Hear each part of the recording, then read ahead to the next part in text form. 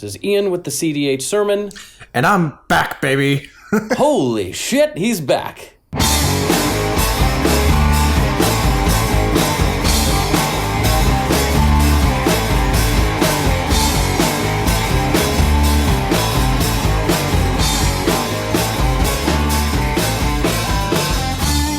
thought I was going to be alone, but he randomly hijacked this call that I was on by myself. So I've got my partner back. I divorced my wife. She wanted to be the permanent member of the podcast, and I said, sorry, honey. I don't love you that much. No, but she did. She did fantastic. Props to her for hopping in. That was awesome. I'd love to have her on again. Yeah, props to her. We have to do a follow-up. I actually have to build her the Selvala deck, and we can have her on trying to teach a newbie to play. That'll be fun. But today we're going to be Don't worry, Ian.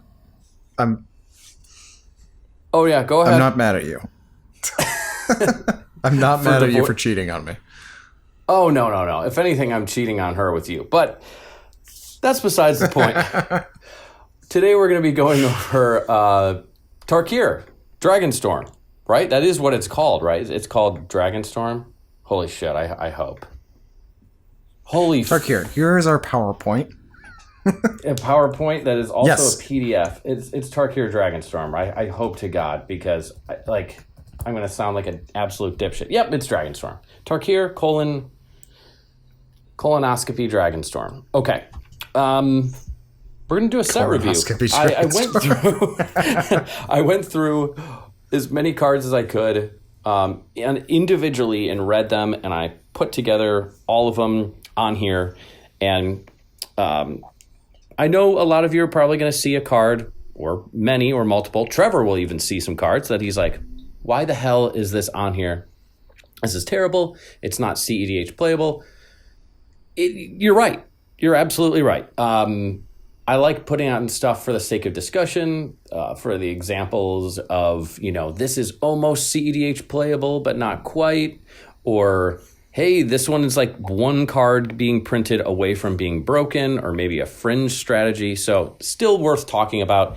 Everyone knows all the good ones already. So we're going to touch on those if this is like your first set review. But we like going outside the box here and just kind of shooting the shit on some of the other cool cards that could maybe see some play. But Trevor is going to give me a lot of shit, so that'll be fun, I'm going to give you so much shit.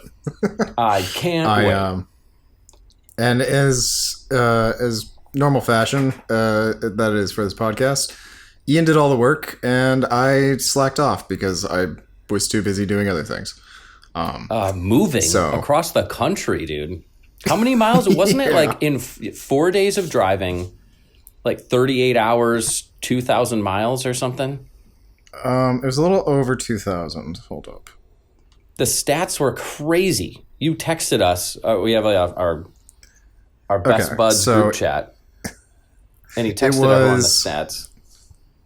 2,196.5 miles and 37 hours, 44 minutes, and 38 seconds.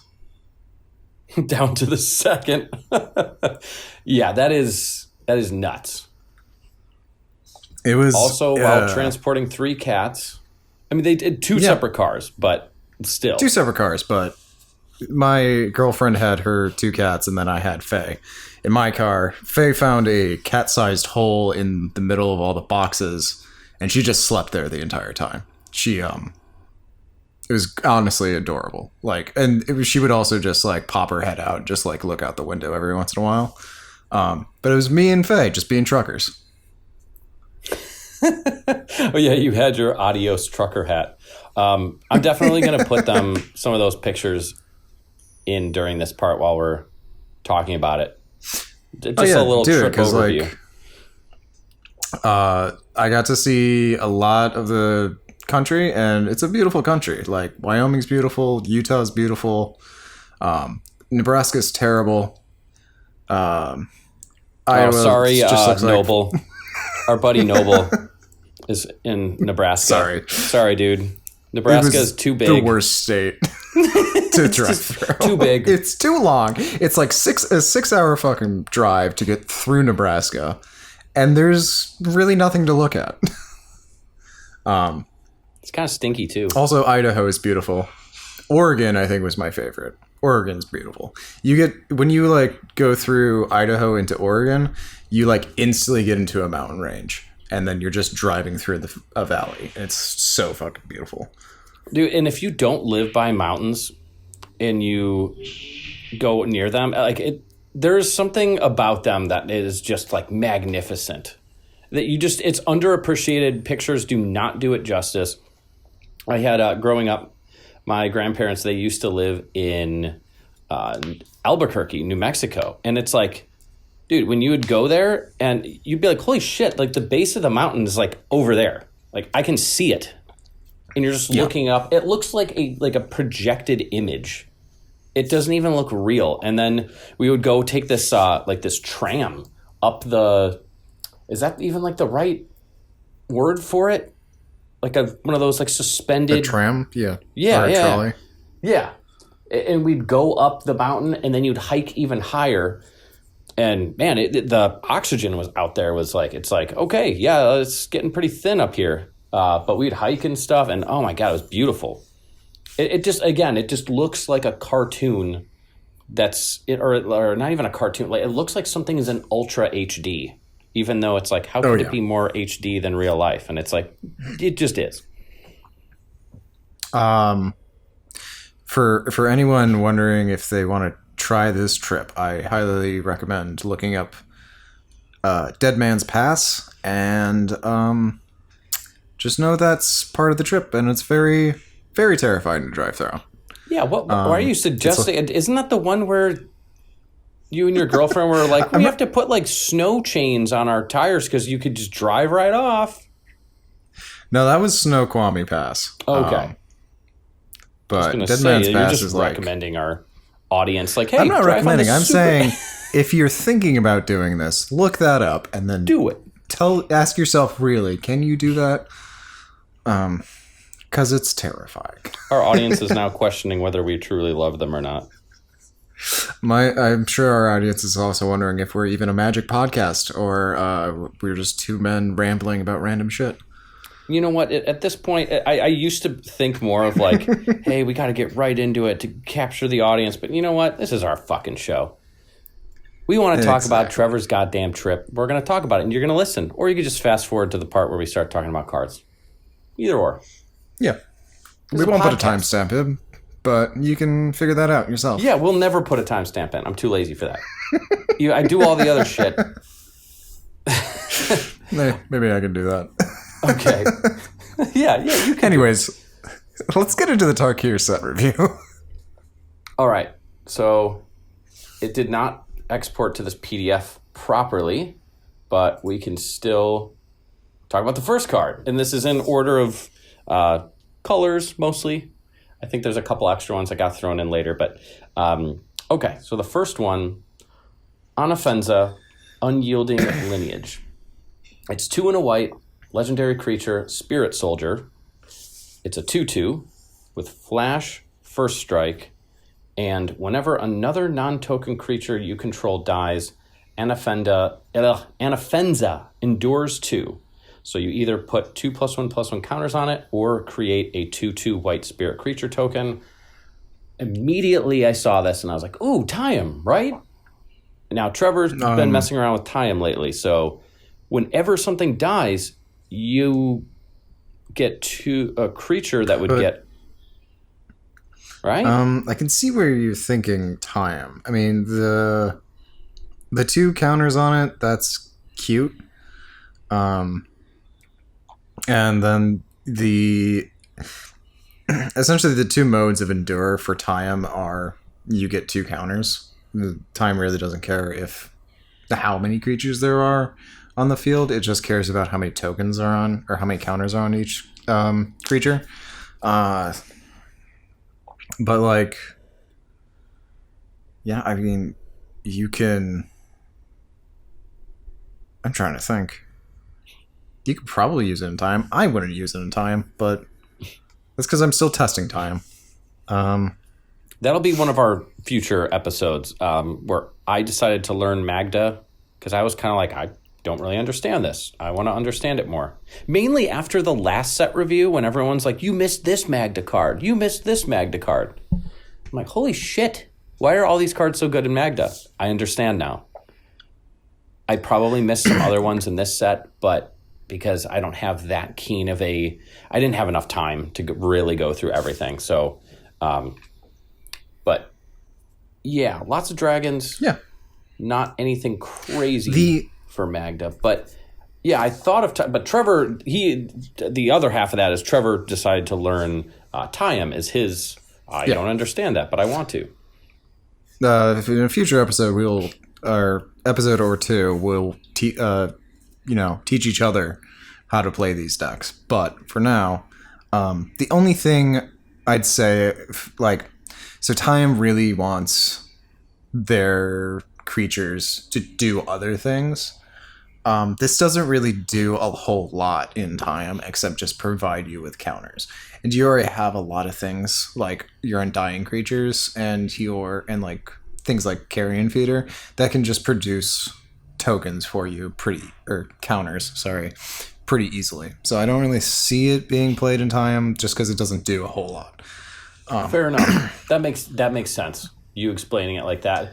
My thinking was, okay, if you have some sort of loop where you can kill multiple things, you're getting 2+1/+1 counters on it. So if you can kill 2 creatures, you get 4. You'll get infinite counters, and so you'll never run out. You'll always be netting extra counters, and even if you only net 2, you could still do a loop multiple times, maybe before it fizzles out. But yeah. Now that you put it that way, that you want things that do other things that so happen to also have get counters in some way. So that makes more sense. Okay, so not quite. Yeah, so sorry, Anafenza. It's a cute card. Unyielding lineage, whatever. Oh yeah, lineage. Going too far. There we go. Okay, this card. I do know a little bit. I didn't look at this set a whole lot, but I know this card in particular. All right, you want to read this one?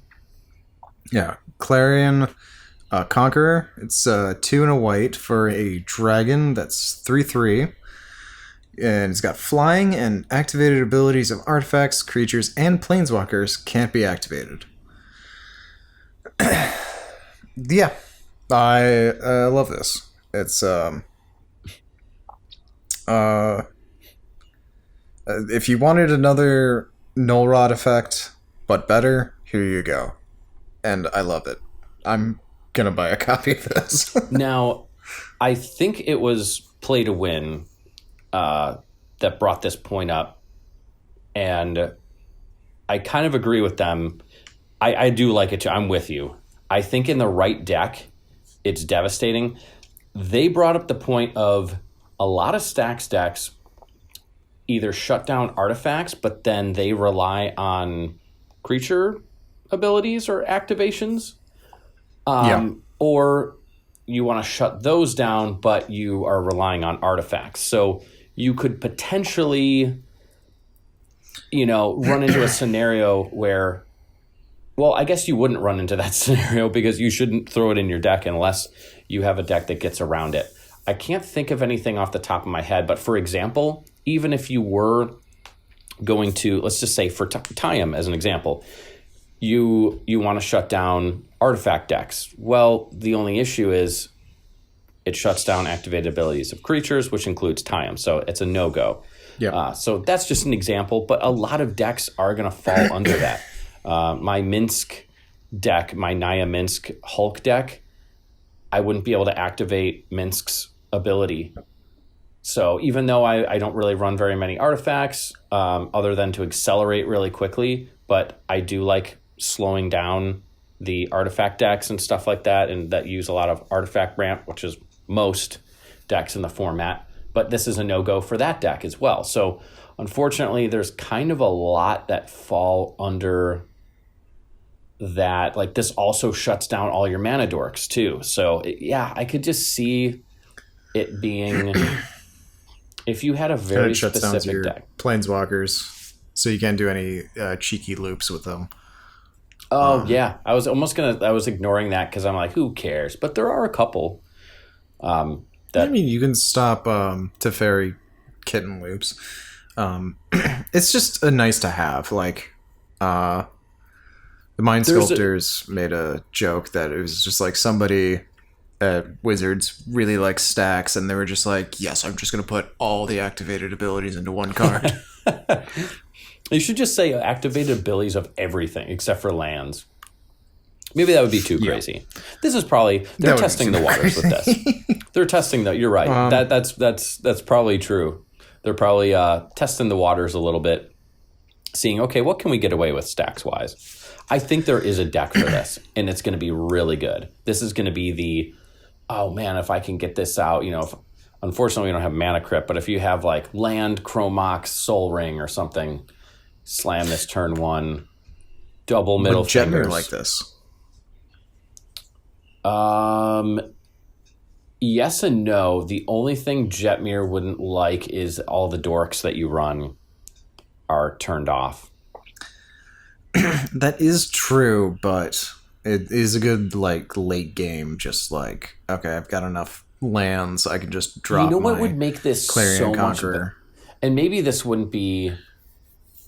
Maybe this would be just a same, equal but different. It's bad in a different way, but if it said triggered abilities of creatures, activated abilities of artifacts, that would be, or like creatures entering the battlefield don't trigger abilities and activated abilities. So you want it to be a artifacts. Hushbringer? Yeah. Oh yeah. Hushbringer plus Collector Oof.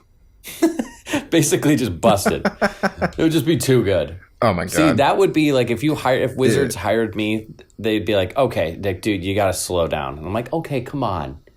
It's guys. A flying 3/3 Think dragon. about That's it. so Your fair. opponents won't be able to do anything. Think about it, guys. You're fucked. It'll be perfect. But yeah, we could go on.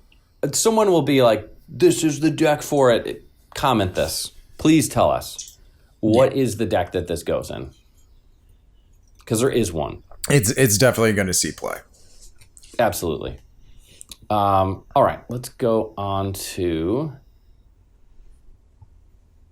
Okay, this was one of those weird ones where I'm like, I don't think this will see play, but I'm looking at it and I'm like, what was I thinking? Okay, Descendant of Storms.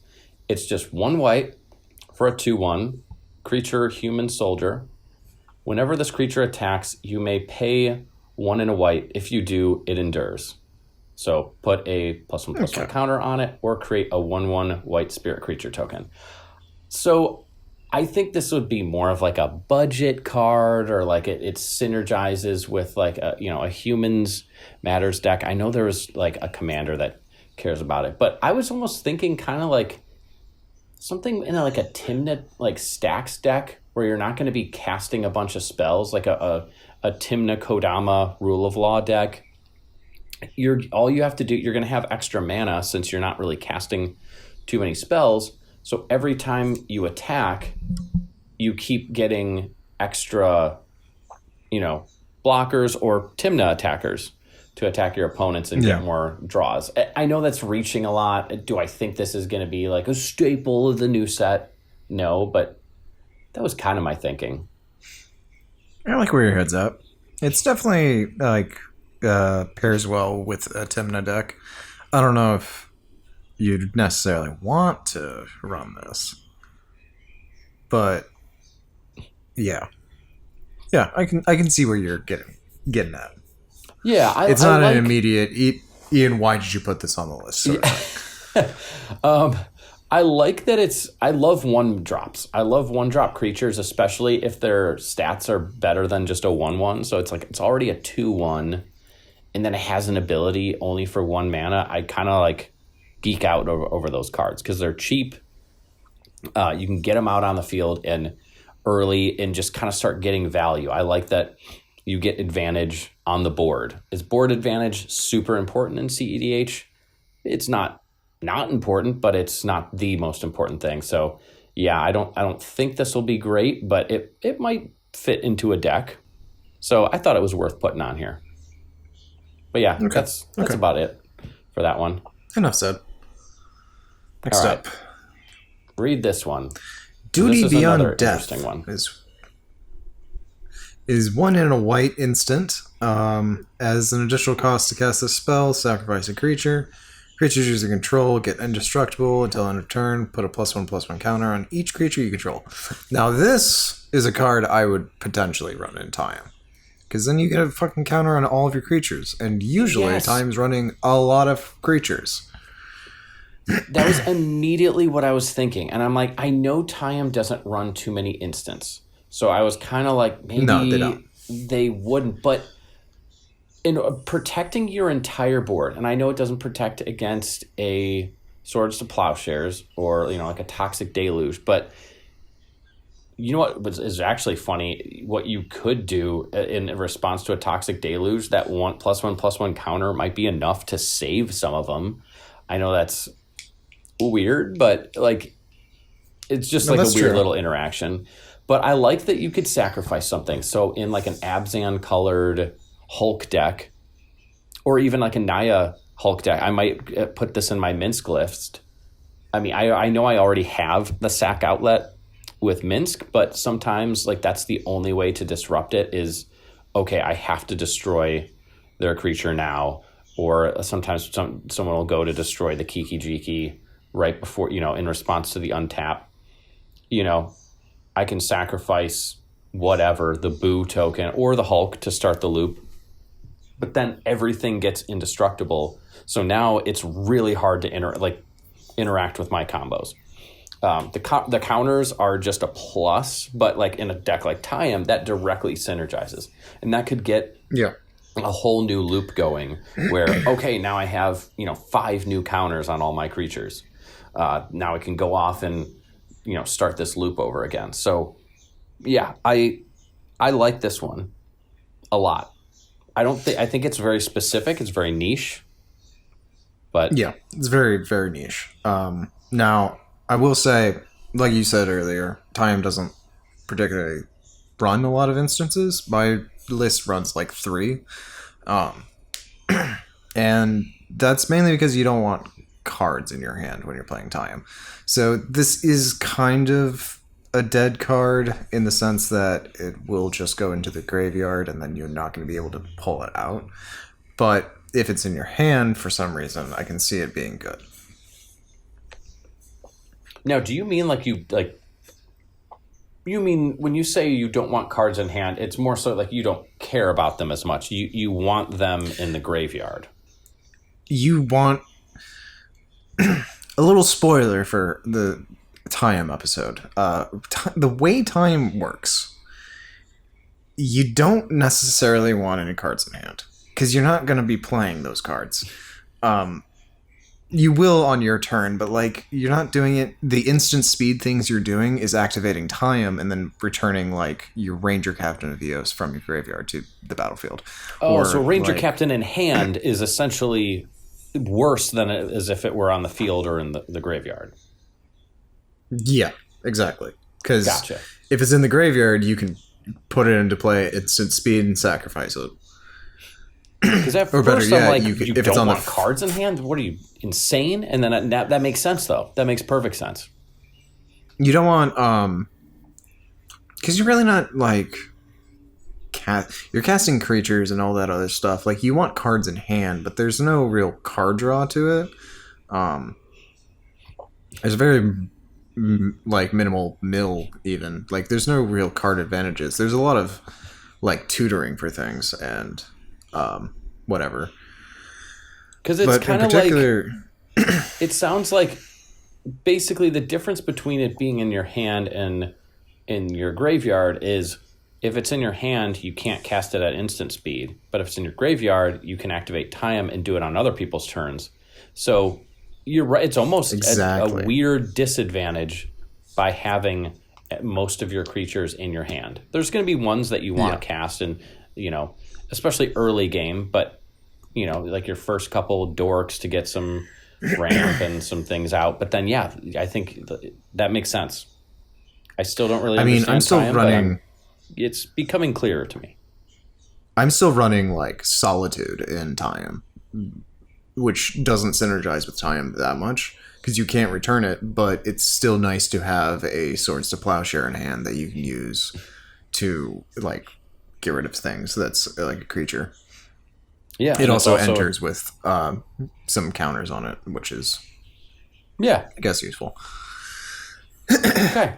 Well, yeah, that one, that's pretty much it with this one then. Yeah. Might go in Time, or maybe some other deck where it fits. Okay. Now, this card will definitely see play. Yeah. So we got... This is... Voice of Victory. Yeah. Which is 1 and a white, a creature human bard. It's a 1/3 with mobilize 2. So whenever it attacks, create 2 tapped and attacking 1/1 red warrior creature tokens. Sacrifice them at the beginning of the next end step. Your opponents can't cast spells during your turn. Holy shit. Okay, that's good. That's a good line of text right there. And yeah, go ahead with what you were going to say, because I could tell you're excited. This is essentially a somewhat better Grand Abolisher, just because it's easier to cast. And it also works very well with Najeela because it produces warrior creature tokens. So it's just a very, very good card. I will say it only works with Najeela like later game or when you're comboing off if you're really close to having enough warriors to go infinite with Derevi or Grim Hireling. Yeah. Because they come in tapped and attacking, so they won't trigger additional warriors unless you go to the extra combat, which then they will. But that could be the extra push you need. Plus, that's just a side effect of it. That's just That's here's some 1/1 warriors. By the way, it's a Grand Abolisher for 1 and a white. It's also works very well in any Tymna deck because you get 2 additional warrior tokens that are attacking. Now you're attacking 3 of your fucking opponents. Oh my god! Activate Tymna 3 times, or like X is 3 or whatever. Draw your 3 cards. Yeah, this works really well in those decks. I think if you really want another Grand Abolisher, and I don't really know why you wouldn't want another Grand Abolisher, because people keep trying to win at instant speed. Might as well try to stop them from winning on your turn. But this is a really good card. It's going to see a lot of play. Magda gets around this. Magda does get around this. Magda gets around a lot. Although the games I've played with Magda so far, people have a sniper rifle pointed at her fucking head. The second, like I've had everyone targets her so much, and it was like my first 5 games were me being like, holy shit, if I can. Basically, we were playing against a bunch of stacks decks, I was like, god damn it. It was like, there's Cursed Totems, Grafdigger's Cage, and I'm like, I can still remove all this stuff, but everyone keeps killing my Magda. It was just, but once I actually had the slightest little bit of room to play, it was like, oh, okay, this is why everyone kills her. I get it. Yeah. Mm-hmm. Also, just realized, like, this card's... We keep bringing it up, but this card's really good in Time, too, because you have your Grand Abolisher effect. It creates 2 more creatures. Those creatures enter with vigilance counters. Now you have 2 extra counters you can remove to activate Time at instant speed. I love that it's a 1/3, too, so it's got that extra bit of protection. It can swing without worrying about, getting blocked and killed. It still could, but yeah. Oh, God, it's so good. It doesn't have to worry about Orcish Bowmaster as much. It's a really, really good card. Yeah, fantastic. I mean, yeah, we could go on and on and on, but everyone knows this one. This is probably, if we had to rank a best card in the set, it's probably this one. But yeah, if we had to rank them as like what cards are going to see the most play, this card's going to see the most play. Absolutely. Okay. All right, moving on. Let's. Now, this is the card that I'm going to ask you, Ian. Why'd you put this on the list? Okay. So, for any of those Enchantment Matters decks, which I know they're mostly Selesnya, and this is reaching a little bit. I do like that it's Flash. And well, let's read the card first. Oh, yeah. Okay, yeah, you go ahead. So this is Fresh Start. This is a 1 and a blue enchantment with Flash. Enchanted creature gets -5, -0, and loses all abilities. Now, I particularly like that kind of text. Like, I'm a fan of Witness Protection. Fantastic card. Does pretty much the same thing. I like that it has Flash. It's more of... Why would you run this? I'm thinking Enchantment Matters decks. Again, this is more of like a, hey, FYI, if you're doing budget or enchantment deck or something. Do I think this is like a staple by any means? No. Do I think it's really a cEDH card? No. But I do like it's very close. It's got like all of I like the Flash. You enchant a creature. Almost think of this almost like a Gilded Drake, but instead of stealing it or something where it's like they basically just lose their thing and they don't even get any attacking power out of it. Like, imagine if I just attach this to your Tivit. That's rough. That's rough. But again, I think it's too targeted, too expensive. Like I don't really like it, but I wanted to throw it on here just as like they're getting better. So they're going to print the power creep. They keep inching a little bit because Witness Protection is almost, I think that one's actually probably better, but they're getting close where they're like, how much can we get away with? What if we did a 1 mana Flash enchant creature, or copy the spell if that creature is a commander and enchant another creature that a different, you can choose new targets, for the copy. And then that way you're like, okay, I'm going to get rid of, on my turn, I'm going to cast this and attach it to their, commander, but it also attaches to their Grand Abolisher. So then now they're not protected on their turn, shit like that. Eventually that's going to come out. I kind of wanted to bring this up more as like a discussion of like, we're getting close. We're going to get a fucking enchantment that is like this on steroids. Kind of like the little, like the made up card I just invented there. Yeah. Now that would be cool. I mean, so I think this is a good card. I'm not sure if it's going to see play. Mainly because I think Amphibious Downpour is a much better card and does about the same thing. It's just better. It's just better. But so if you're close. Thinking of running this, maybe you should run Amphibian Downpour. Yeah. If this even looks remotely appealing to you, Amphibious Downpour is your best friend. Okay. Here's another weird one. Some cool art. We've got Naga Fleshcrafter, which is 3 and a blue for a creature snake shapeshifter.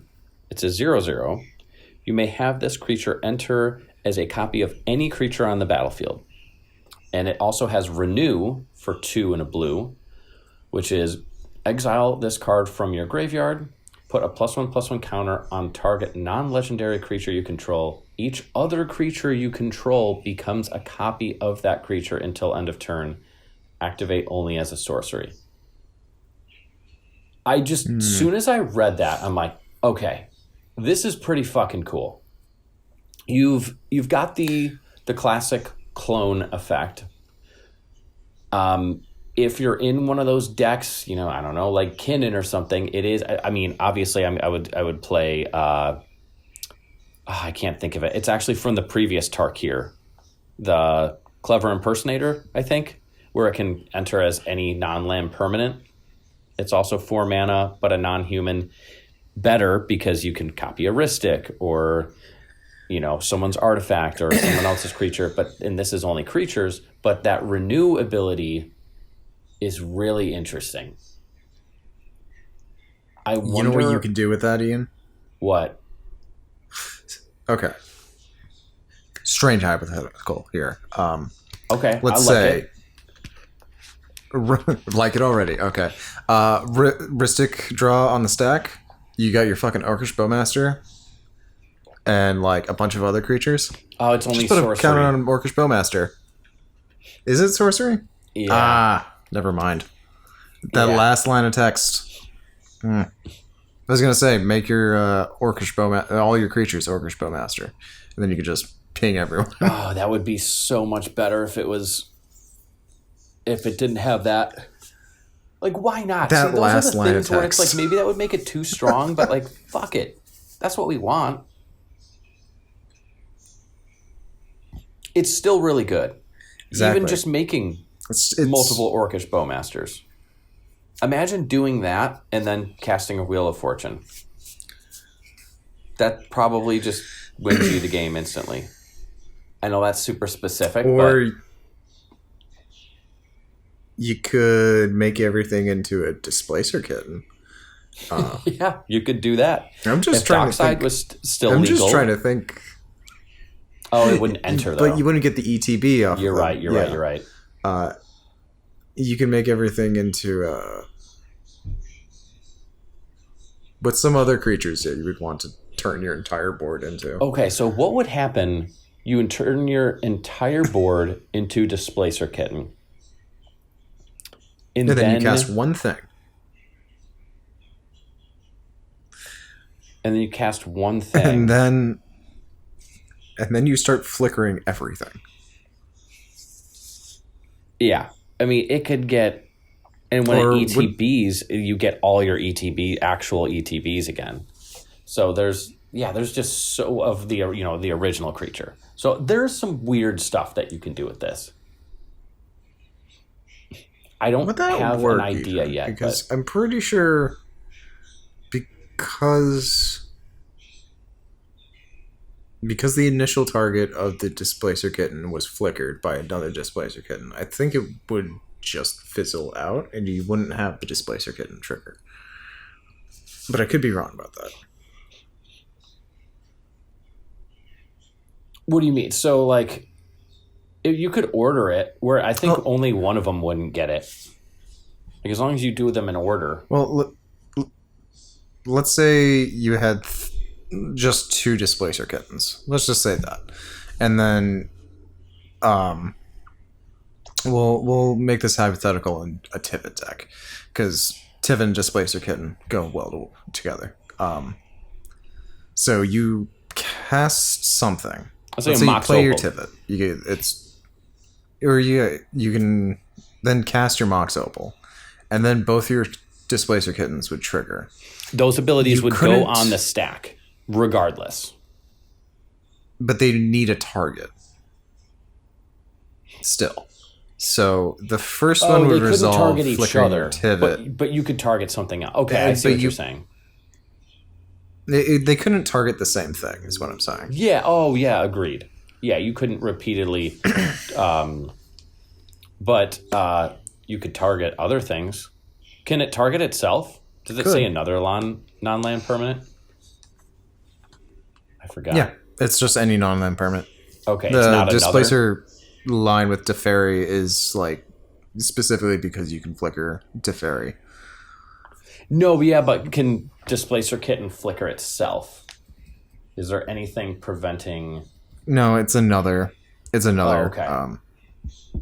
Either way, there's so much weird stuff you can do with this. I feel like people are going to break it. Yeah, I really like the Exile. I like that renew effect.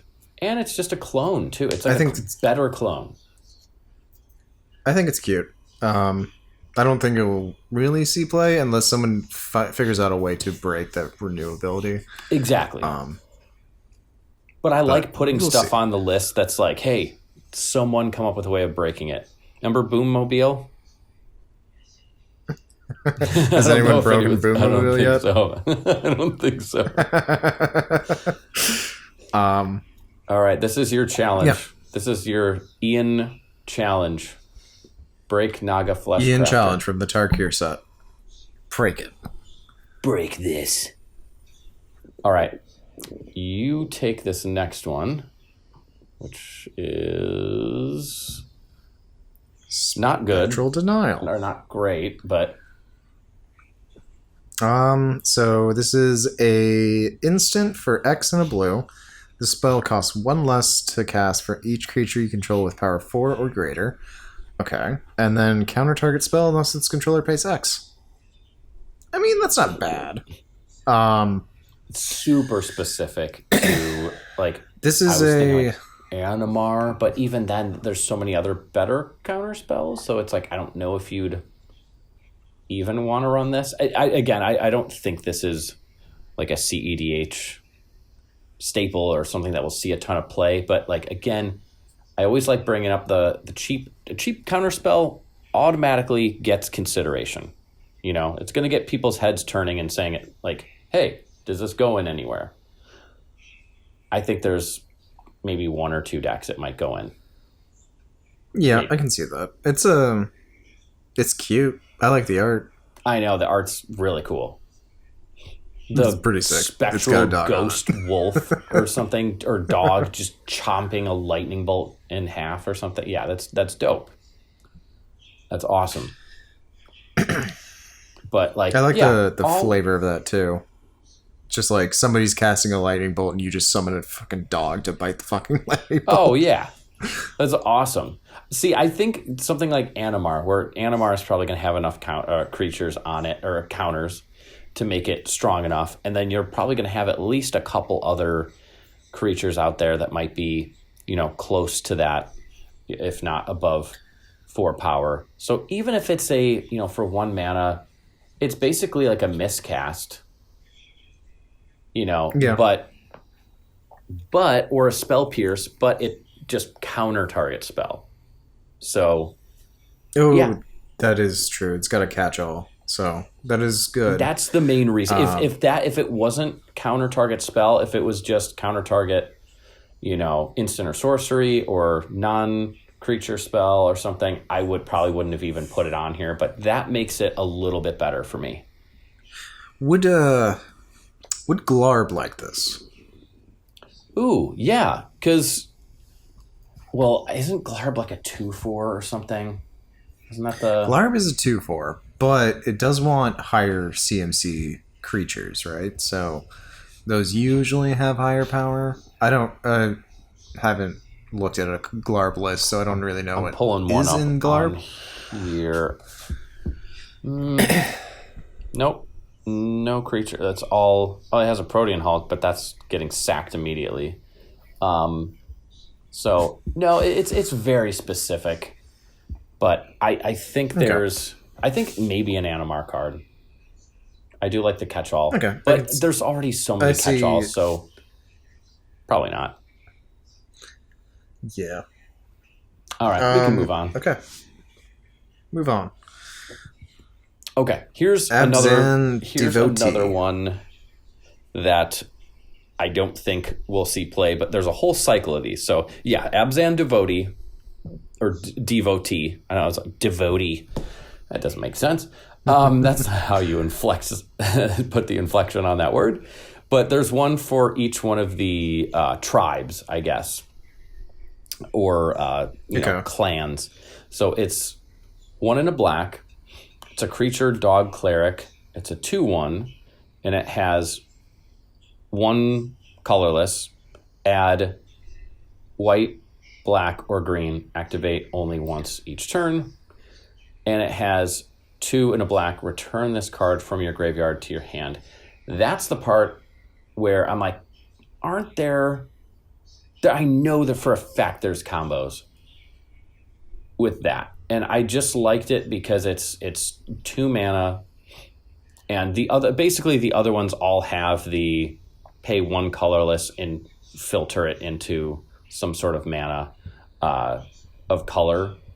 which is like, okay, whatever. That's 1 for 1 on mana. That's not really like a good effect, but it could be relevant once in a while. But you'd only play it if you're using it as a combo piece of some sort of infinite, bringing it to your hand, discarding it, and to like one of those cards that when you discard a card you get mana, but you have something else that like reduces the cost and somehow loop it.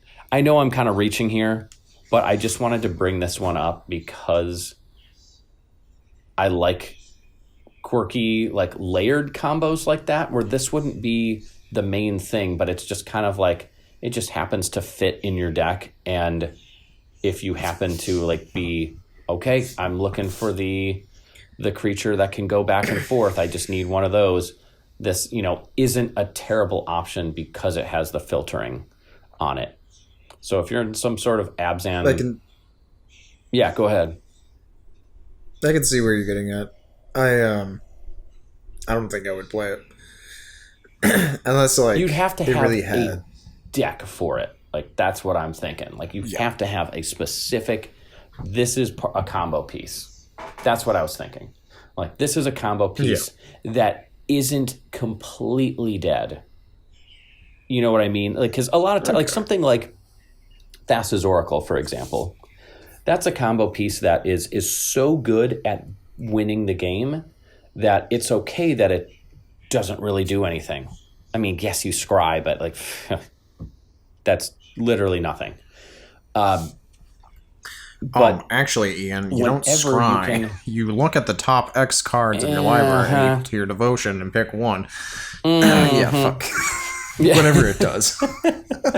So, but whenever you can add some sort of extra thing onto a combo piece, I like that. So, that was my thinking. I know it's not like a great card by any means, but isn't there something like think about this. So you have something like Phyrexian Altar or like Ashnod's Altar. So this is out, and then you have Pitiless Plunderer. I know these cards aren't like you don't see these in cEDH things, but like you could just hear me out. I like quirky combos like this. This isn't a cEDH card, but fuck you guys. I want to talk about it. And then you sacrifice this. So you get the treasure token, and then you sacrifice it to Ashnod's Altar, so you get the 2 colorless. And then you use that colorless and the treasure token. Oh, goes to your fucking hand. Yeah. Fuck this. I'm cutting this whole bullshit out. Fuck this. Stupid. No, don't cut it out because it's funny. Fuck it. God damn You're not it. gonna cut this out. God. I was waiting to hear like where you were going with that, but like that was just off the top of my head. Produce 3 mana. And then you have to recast it. Oh, motherfucker. All right. Okay, let's move on. Let's move on. All right. Desperate Measures. It's a 1-drop. So for black, you get an instant that target creature gets +1/-1 until end of turn. When it dies under your control this turn, draw 2 cards. That's a cantrip. Yeah. I can't complain. I do like it as a sack. I was thinking like Crick, because it's free. Essentially, you pay your 2 life, kill one of your... I mean, you could use it to kill an opponent's thing. It's essentially like 1 Orcish Bowmaster trigger, or you kill one of your own things and draw 2 cards. You don't even have to kill it with this spell. You could have a sack outlet. Do I think it's amazing? You can have a sack outlet, or you can have, in response to somebody trying to lightning bolt it, you can play Desperate Measures. Yeah, exactly. I mean, is it an amazing card? I think there's... So the thing that I find interesting about this set, other than, what is it, Voice of Victory? I mean, that card's going to be... Everyone's like bowing down to yeah, worship that card. I was going to say a much dirtier joke. But I think there's a lot of cards in this set that are like really specific, but I feel like they'll find homes in quirky decks that are going to be, you know, just not in the top tier meta. But here's the thing. If we sit on here and we just talk about like, okay, this goes in like Timna Thrasios and Najeela, and okay, that's about it. We're going to talk about like 5 cards and it's going to be boring. So I like talking about cards like this. This is where you like get that discussion going and it gets your brain going of like, okay, how can I utilize this? I mean, I'm not saying it's a bad card, Ian. I can see it being useful. The only issue is like cantrips in cEDH aren't even that viable anymore because there's better draw outlets. Yeah. So that's the only thing. You'd want it to synergize in another way. You'd want it to fit in with sacking creature, you know, so it just happens. But even so, you are using a card to do that instead of just having an engine. So yeah, even though it's 2 cards, it's still it's a slightly better cantrip. But it's a slightly better cantrip. It's but yeah. Oh, what is that card? Isn't there a card? Altar's Reap. Am I making up a card? There's a equipment card. It's an artifact that just does this, and you equip it for 1, and it has this exact effect. Oh, are you talking about Skull Clamp? Yeah. I'm not talking about Skull Clamp. Hold up.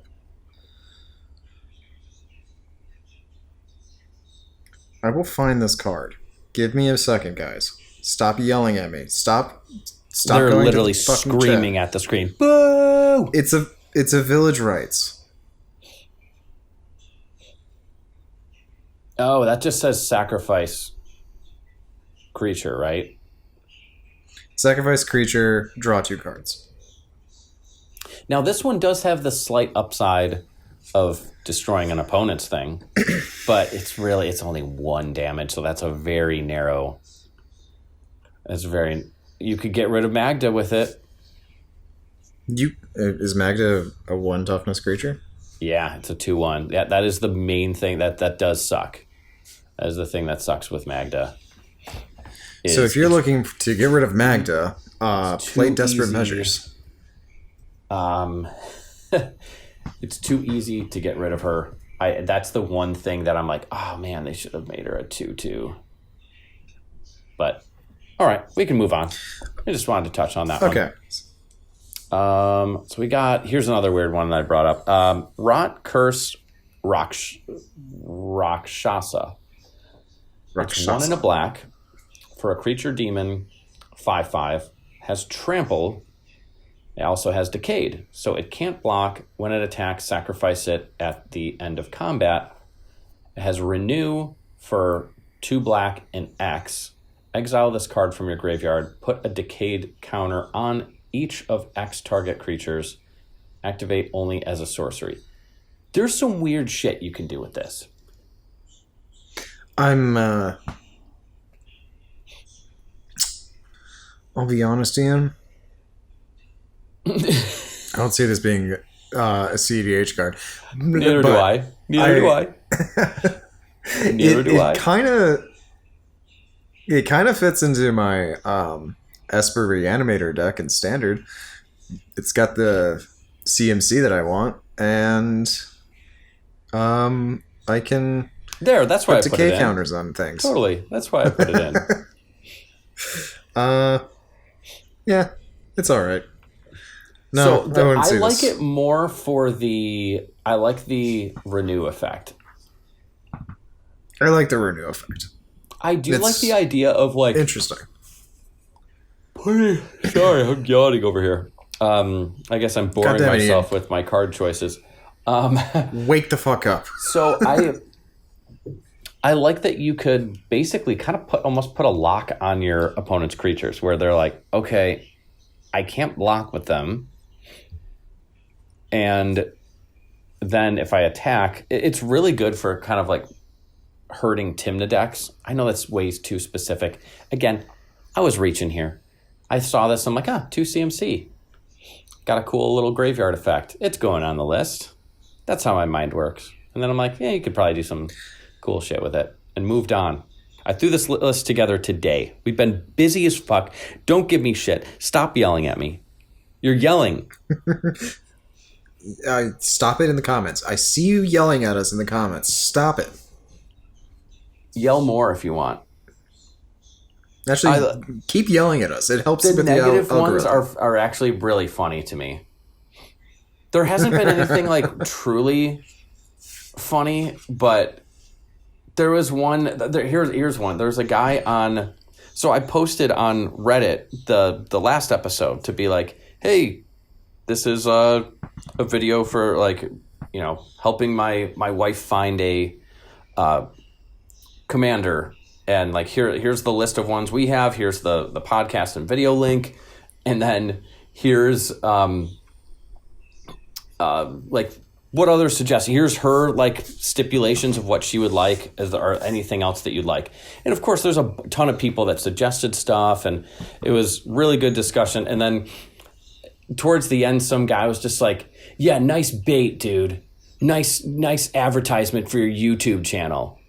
And I'm like, well, it is labeled community content, and we got a discussion going, but sorry you feel tricked. He's like, yeah, you should do one of those Reddit ads that look like a user content or something. And that made me laugh out loud. Like, that's funny. He's giving me shit. He's like, yeah, you might as well just buy a Reddit ad and then make it look as if it was real to get people clicking on it. And I'm like, that's funny. I'm like, okay. So I gave him props for that. I'm like, okay, you're a fucking asshole, but at least you're funny. See, like shit like that is like, talk some shit. People talk some shit. I don't care. I do think that's funny. But yeah, I wanted to give that guy props. Talk some for shit, people. Being a little clever. We're in our 30s. We can take it. Yeah. I don't give a fuck. I got nothing I don't to care, lose. right? You don't care, right? These people are mean. But yeah, no, this card sucks. Let's move on. Yeah, let's move on. All right, you take this one. The Sip-Sing Ceremony. So 3 black. It's a legendary enchantment. Creature spells you cast cost 2 less to cast. I like that. When a creature you control enters, if you cast it, destroy that creature, then create a 2/2 zombie, black zombie druid creature token. Wait. Why would you play this? I know, that's exactly, I don't know. Wait, but that like kind of defeats the purpose of like making your creature spells cost less. Oh, I know, that's why I thought it was so funny. I'm like, this card is hilarious. I like that it's like just instantly kills them. I mean, at least you get the ETB off of them, but like... That's what I was thinking. Why? I'm like, you'd play this to get like a bunch of cheap ETBs. They're immediately killed, and then you have a ton of, like, you have reanimate, animate dead, all of that stuff. So then then those don't get destroyed. But yeah, is this a cEDH card? No. I mean, maybe in like one deck. I just thought this was awesome. The art is fucking This is pretty sweet. funny. Honestly, oh yeah, art's fucking sweet. The border of it looks fucking sick. It looks like an acid trip. Like the picture looks like an acid trip with all like the glows around the people that are like being executed, I guess. And does that guy have a crossbow or like pointed at her head? I don't even know what that is. That art is just insane. That's a tray. He's holding an offering tray. I thought it was a crossbow. See, I might be on acid because I thought that was a crossbow. Might be. Let's move on. I don't think anyone's playing this. No. I thought it was so funny that it's like, if you cast it, destroy it. I wanted you to read this one so bad just because of that. Okay. We've got Sidisi, Regent of the Mire. It's 1 and a black for a legendary creature, zombie, snake, warlock. That's a mouthful. It's a 1/3, and it has tap, sacrifice a creature you control with mana value X other than cEDH. Return target creature card with mana value X +1 from your graveyard to the battlefield. Activate only as a sorcery. So it's a birthing pod for creatures, but in your graveyard. Okay. It's interesting. I like it. I like it a lot. I'm trying to think of like Is there a... what you would actually do with it. So, like, do you put it in Blood Pot? I almost think, like, just, like, you almost have to put it in Blood Pot. Just sheerly on principle. Why would you put it in Blood Pod? Because someone Like- stops your combo. You get it going. Again, somehow. You get it going by playing cEDH, and then you pass the turn, and then the next And then turn you wait. cycle, Then you wait. and then you wait, and then you lose because somebody played of Born Upon a Wind. Well, you know what? If they had that in Alright. their fucking hand, they would have won anyways. If they just stopped your win. Yeah, no, I feel like there are some cool stuff you could do with this. It's funny, they like in the past 2 sets, they made Repurposing Bay and then this, which is like variants of Birthing Pod, and neither of them have been even close to just the original power of Birthing Pod. Yeah, I think It's they realized that negative Birthing power Pod was creep. too good. It's negative power creep. All right. All right, worth talking about. All right, Ian. This one's not good, but because it's sorcery. But I mean, it's pretty good. Worthy cost. It's a 1-drop for black. It's sorcery. It's an additional cost to cast a spell. Sacrifice a creature. Okay. Exile target creature or planeswalker. I mean, it's not bad. I think there's better options, honestly, but it's not bad.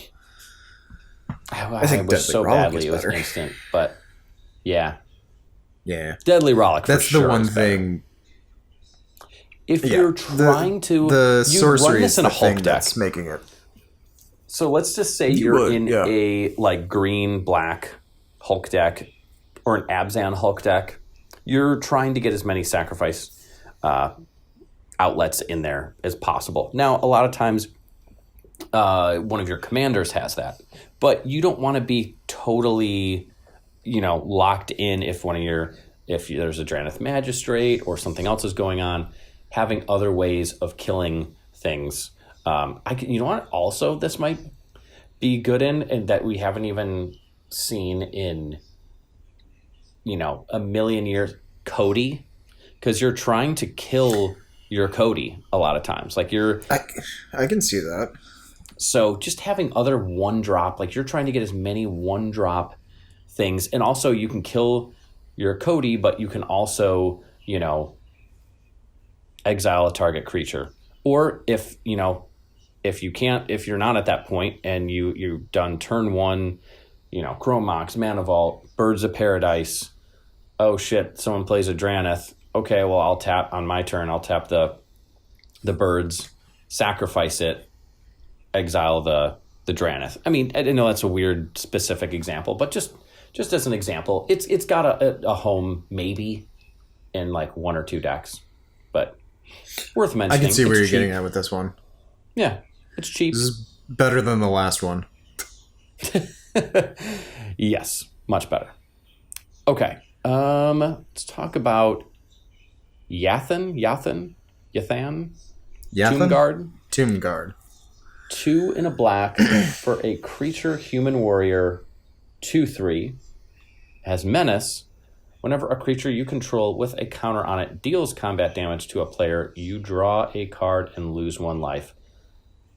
Again, super specific to decks that have to do with counters.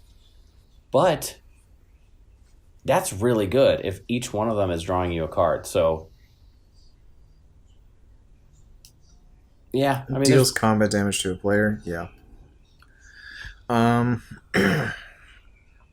could see it being good. you wouldn't want it in time. It's any counter, right? Yeah, Yeah, just I with a counter. don't see it being played in time because you're not attacking. Not really in time. attacking.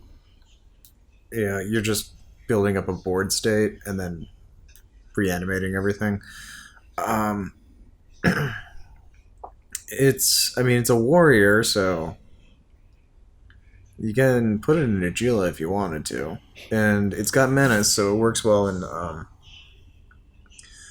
But the Timna counter decks. thing, the counters thing, it's just, I don't know. The more I read it, look at it, it's like, for 3 mana, this doesn't do enough. Maybe in a specific deck where there's a lot of counters, but I say for the most part, this is kind of a no-go. Yeah, draw. if you draw a card on it. If you can think of a deck that this would go well in, leave a comment down below, and we'd love to hear it. Would love to hear that. Or if you think we're assholes, just keep telling us that. It's good for the algorithm. Either or. Either or. Let's see what we got next. Next up, It won't let me scroll. I can't. Oh no. There we go. Okay. Let me read this one, and then you can do a couple, because I was thinking Magda for this immediately. Magmatic Hellkite. It's 2 and 2 red for a creature dragon, 4/5 with flying. When this creature enters, destroy target non-basic land an opponent controls. Its controller searches their library for a basic land card, puts it onto the battlefield tapped with a stun counter on it, then shuffles. okay. And just so everyone knows, if a permanent with a stun counter would become untapped, you remove a stun counter from it instead. So the reason I'm thinking this, Magda doesn't really run very many dragons anymore, if any, because they're usually like 7, 8 mana, especially all the really good ones. And yeah, you can tutor them out and get some giant bomb, but if you draw those cards and they're in your hand, you don't want to be using all those additional treasures to cast some giant clunky dragon. You want to be doing shit at instant speed. Now, with the prevalence of, Gaia's Cradle combos kind of coming up, I don't know. I kind of like the idea of a very castable at 4 mana. It's not totally dead. It is a 4/5 flyer, so it's not nothing. And at instant speed, you can tutor this out to the battlefield and blow up someone's cradle. I mean, I like it. Honestly, I think land destruction will see a little bit more play in this format, just because Gaia's Cradle is like one of the biggest things that you can do. And then there's also the new land that we'll talk about later that you probably want to blow up. That's true too. That's a really good point. I didn't even think about that. I like it. Yeah, I saw this and I'm like, I'm curious to hear what Magda players have to say about it. They might say, well, there's just other things.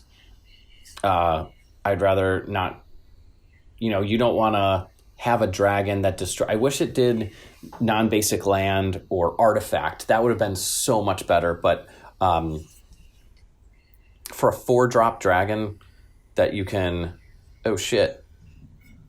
We're back. Sorry for the technical difficulties or whatever. Yeah, nothing happened. But we're back. Yeah, but basically nothing happened. That's it for this card. So, no, players, I like this one. Let us know. All right, take care of this one. All right, Overwhelming Surge. So Overwhelming Surge is 2 and a red. It's an instant. Choose one or both. Overwhelming Surge deals 3 damage to target creature or destroy target non-creature artifact. I think a Braid's better. So the main thing, I hear you. I might like this in Magda because Okay. I just like that the fact of doing both. There's been so many times, and I know maybe this is just our play group, or people we play with. We don't really have like a play group, but we just have people we play with. But a lot of times those multi-layered stacks boards. So here's another spoiler for the Magda Time episode that we're going to do at some point. Magda has a shitload of stuff like a braid, and there's another one from Modern Horizons 3 where it also has the option of creature or artifact, because those are the two main permanent types that really disrupt you. And usually it's an opposition agent or a Dranith, maybe an Orcish Bowmasters, things that are all, low toughness, or artifacts like Grafdigger's Cage, which I know you can win through.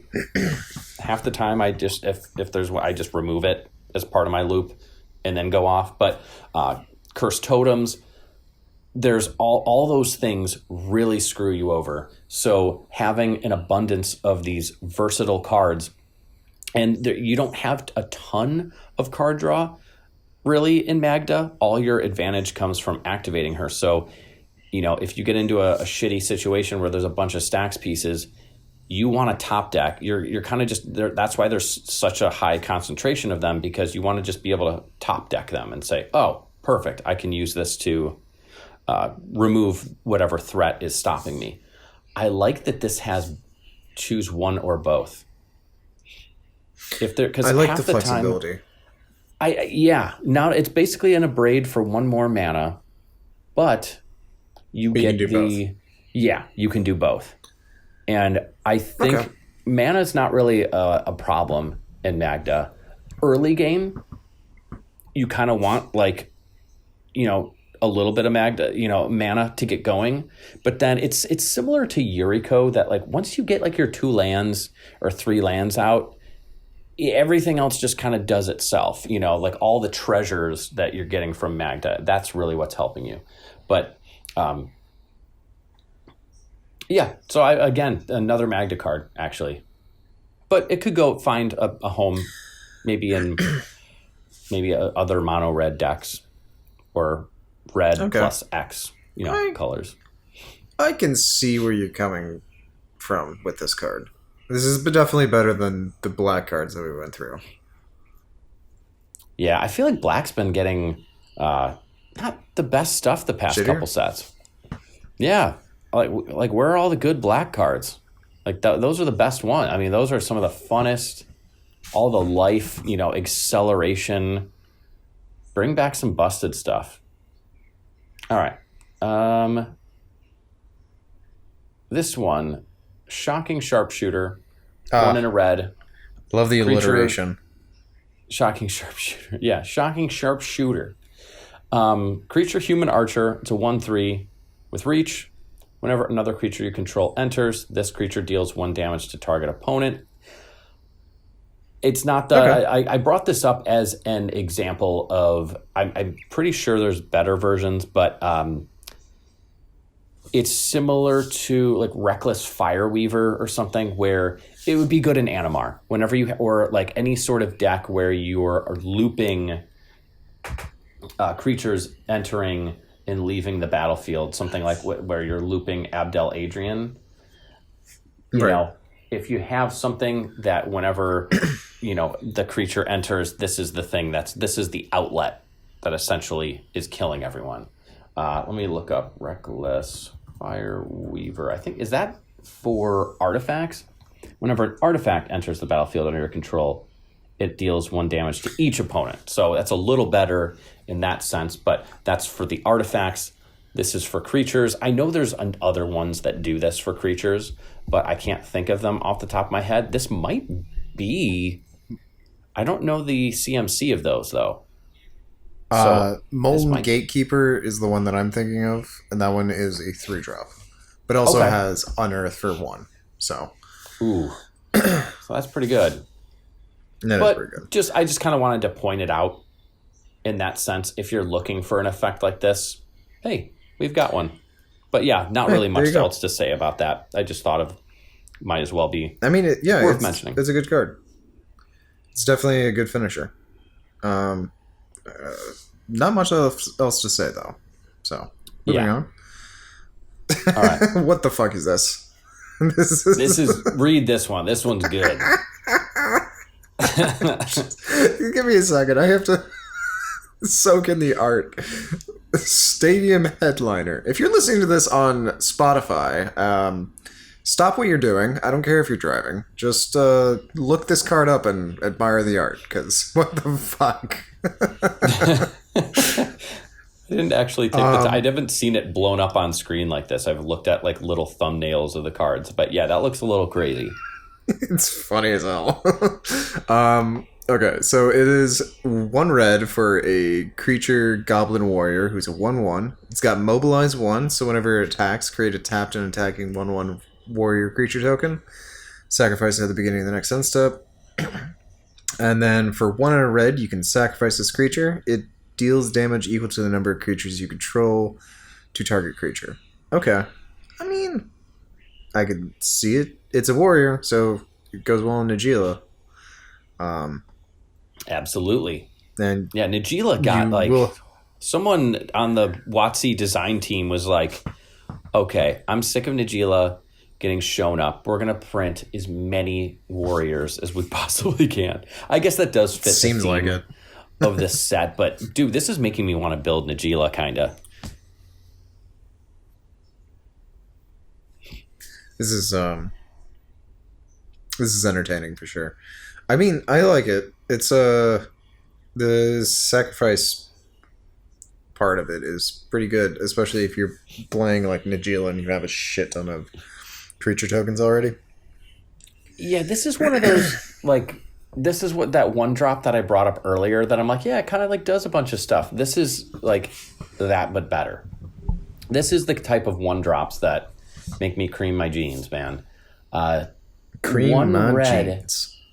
and it's got the mobilize, so you're getting a tapped and attacking extra thing. So for Timna, that's the extra push for Najeela. If you're at that point where you just need another one and you have enough mana to hard cast her ability, but then you have enough with Derevi to untap, and now you have enough warriors to go infinite. That is a very real thing. Like for getting that like turn faster Najeela kill. And I think nowadays with the format slowing down, I was messaging Navinad about this. We were kind of talking back and forth in comments, and he was saying that like he thinks that like something like we were actually talking about Animar a little bit, and he's like something like Animar with the giant creatures and having some big, maybe like the Emrakul that steals other people's turns or some Eldrazi like might be the thing we need to push through in this format. If everyone has these cluttered boards, you kind of need something to either fly over them or really hit for a lot of damage. But on the other side of the coin, I said I agree, but I think there's 2 things that could really, kind of shake up the format. It is the bigger giant stuff that's basically saying like, hey, you guys all have these mid-range creatures. Check out my mid-range creature. It's the Crocodile Dundee. Like, that's not a knife. This is a mid-range creature. That's not a mid-range creature. This is. But on the other hand, going extra fast, beating those decks before they get 50 million Ristic studies out on the field. I'm ousting myself here, but I've been messing around with Thrasios Vile Smasher, and all the lists online are like these mid-range, kind of big mana, explosive stuff, which is cool. There's, Seaborn Muse, Hullbreaker Horror Loops, and some stuff like that. But I'm like, fuck all that. I'm just doing a turbo deck. So people are just not... it's basically like a slightly slower... It's like a half turn slower on average than Rogsai, but way more resilient. You've got Thrasios to grind with if needed. And a lot of times that's all you need is like, okay, my win attempt got stopped. I can grind for a turn or 2, hold on, attempt a win attempt again. And people were like, oh shit, he's casting Ad Nauseam on turn 2. Oh shit, we weren't expecting that. Isn't this mid-range hell? Nope, not anymore, bitches. And creatures like this, I know I went on a crazy tangent there, but this speeds up Najeela. This is that thing to just push Najeela a half a turn on average faster, and I think that's what we need right now. And the sacrifice to deal damage equal to the number of creatures you control to target creature. Oh, man. Even if it's just this one, I guess, does it... Here's my question. If you pay to sacrifice this, since it's part of the cost, it deals damage equal to the number of creatures you control. If this is your only creature, you don't get any Deals damage. nothing. Okay. Yeah. But if you wait till you've attacked, you at least have one other thing. And you probably have other creatures anyway. So that's just kind of an added bonus. I think this card's great. I think this is a good card for Najeela. I think it's... You're going to hear me say this again throughout this fucking video. So this is good for... I think the mobilize ability is very good for Najeela and for Timna decks. Yeah. So 100%. I think they both got a lot of good pieces in the set. Oh, yeah. Absolutely. Okay. All right. Do you have anything else to say about Stadium Headliner? No, other than I like the art too. All right. It's just like this chick throwing this crazy little like dwarf looking goblin. And when I say dwarf, I mean because like the classic medieval dwarf, because it's got like those mutton chop beard and the red hair. Like Gimli. Yeah, it's like a purple goblin skinned Gimli. That's half the size of Gimli.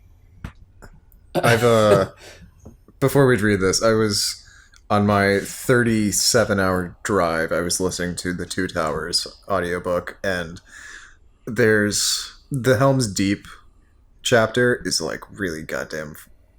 It's really good, but there's a really funny scene where like Gimli it jumps into a random pile of orcs and just starts decapitating all of them, and it's just really funny.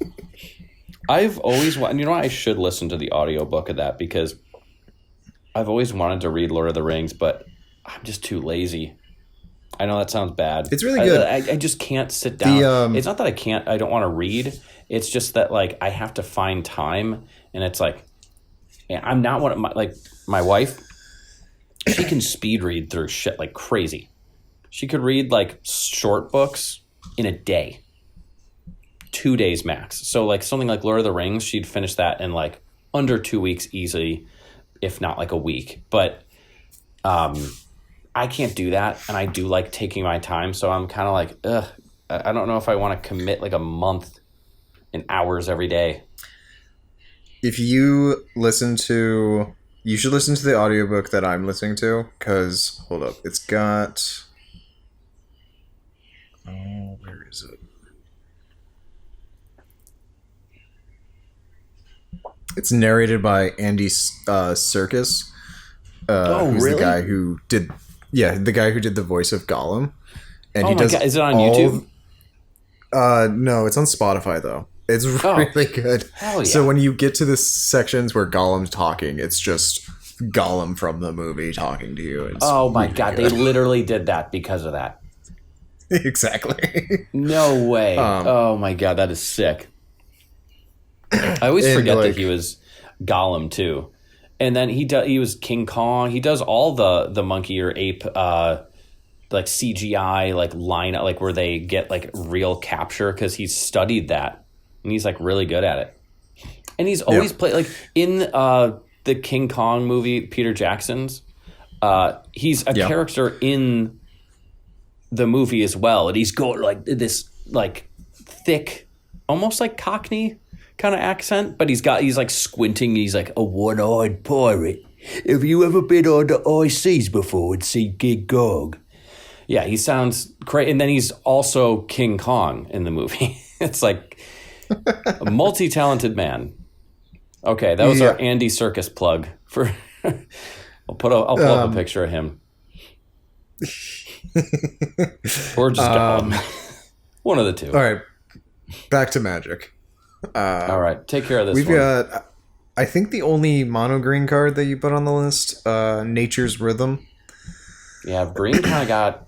Green has a bunch of really good casual stuff. It's a ton of land ramp. Like, every card is just like, oh, yeah, ramp lands. But they're also kind of expensive, so not really cEDH stuff. So this is...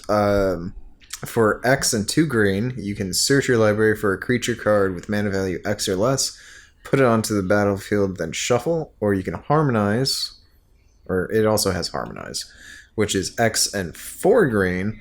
You may cast this card from your graveyard if it's harmonized, or for its harmonized cost. You may tap a creature you control to reduce the cost of the amount of the generic mana equal to its power. Then exile the spell. Okay. I like that. It's yeah. I mean, it's a creature tutor. It goes right onto the battlefield. Yeah. I like it. Yeah, I like the harmonize. I know it's 4 green, and it's not like Convoke, where the creature you can tap it multiple creatures. Green's going to be the easiest color in a green deck to produce, though. Yes, especially the less colors you're in. Like, if you're in a green-red deck, absolutely. If you're in, Abzan, that gets pretty hard. If you're in, I don't know. There's other, like, if you're in a Simic deck, I don't know. Maybe. Yeah. But Kinnan actually might be able to afford that because of the, all the extra mana. But I don't know. I have significantly more blue than green, with the exception of like all the mana dorks. So I don't know. I think maybe people would be like, you're an idiot for not running it in Kinnan, but like, let me mull it over. It's a probably. But yeah, this one is fantastic. It's basically just another. It's not as good as Finale of Devastation. No, but I do actually like it better than Invasion of Ikoria, because it doesn't have the non-human restriction on it.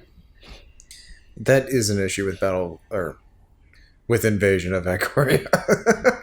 Yeah. That's the main issue with it, and I think this immediately replaces it in most cases. I think there's some decks that might make the argument for it, I guess, but does Invasion of Ikoria do graveyard as well, though? That's the thing. Yeah. It does, and graveyard. Okay, so maybe it's on par with Invasion, and it just depends, because Finale is obviously the best. It's the same cost, but you have the graveyard recursion and tutor right to battlefield, and the finisher capability. It's a tutor and a finisher and graveyard recursion all in one. I mean, might be the best green card of all time in cEDH. Maybe that's going too far, but it's top 5, 100%. Like, it might be no going question. too far, Ian, but Name a better card. You have 10 seconds. Go. Name a better card than Finale? In green. Mono green. Gaia's Cradle? It's a land. I'll give you another shot. Yeah, but I'll give you another. I'll give you a cookie. Fuck, you win this one. I can't think of anything. Yeah. This always happens to me whenever I'm hanging out with Ryan, where like we're showing each other music, and then I have like 9,000 songs liked on Spotify, and I can't think of one song to show him. That's when you hit shuffle. That is when I just hit shuffle and just see what pops up. But usually it's like, whenever I do that, it's like opera or something. It's like, you don't want to listen to opera. I do, but you don't. I love that you have opera saved in your Spotify. Yeah. I had to listen to a lot of opera during college. I like opera. It's good. You should listen to more opera. Yeah. You out there, after this podcast, put on some opera. It doesn't really matter There's what. only Just like put on some opera. 2 opera songs I could even think of. Salome is a good one. It ends with and I think both this of mine woman. are Spanish. And Salome ends with a woman making out with the head of John the Baptist's. that decapitated girl. head. Oh my God, that chick is insane, dude. And now we're talking about the Bible. I'm not even religious, but I know that girl because she's fucking crazy. Yeah. I was just listening to that opera, actually. Anyways. I like Ave Maria, and then it's also another Spanish one. It's like the dun dun dun dun dun dun dun dun dun dun dun dun dun dun dun dun dun dun. But it's like this woman that's like. Oh, I should know this, but you know what I'm talking about, right? Honestly. You know. I know what you're talking about. People are, and the listeners are probably like, "What the fuck?" If we even have listeners anymore, they're just like, "What? These guys keep going off on tangents. What the fuck's wrong with them?" Like, what? Well, here's the thing. We've both been super busy, and we were lucky enough to find time to record, let alone like chat and catch up. So this is the type of conversations we just have if we're hanging out. So yeah, this podcast is definitely just us chilling. So get over What's it. up? How you doing? But yeah, what get is over that?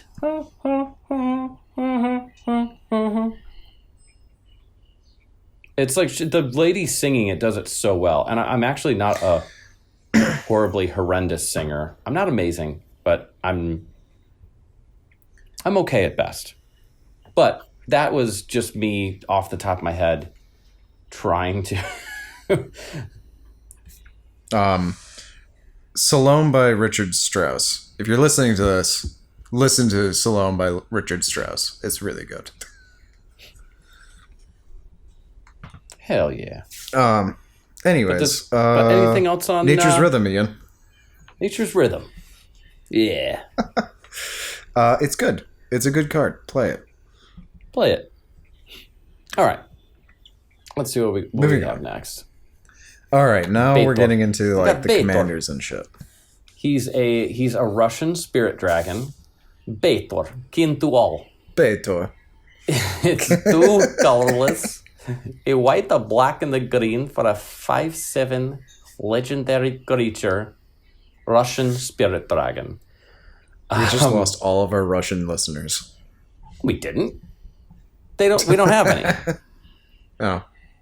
Yeah, actually we don't. So, continue. But if anyone, maybe they'd appreciate it. That wasn't a horrible.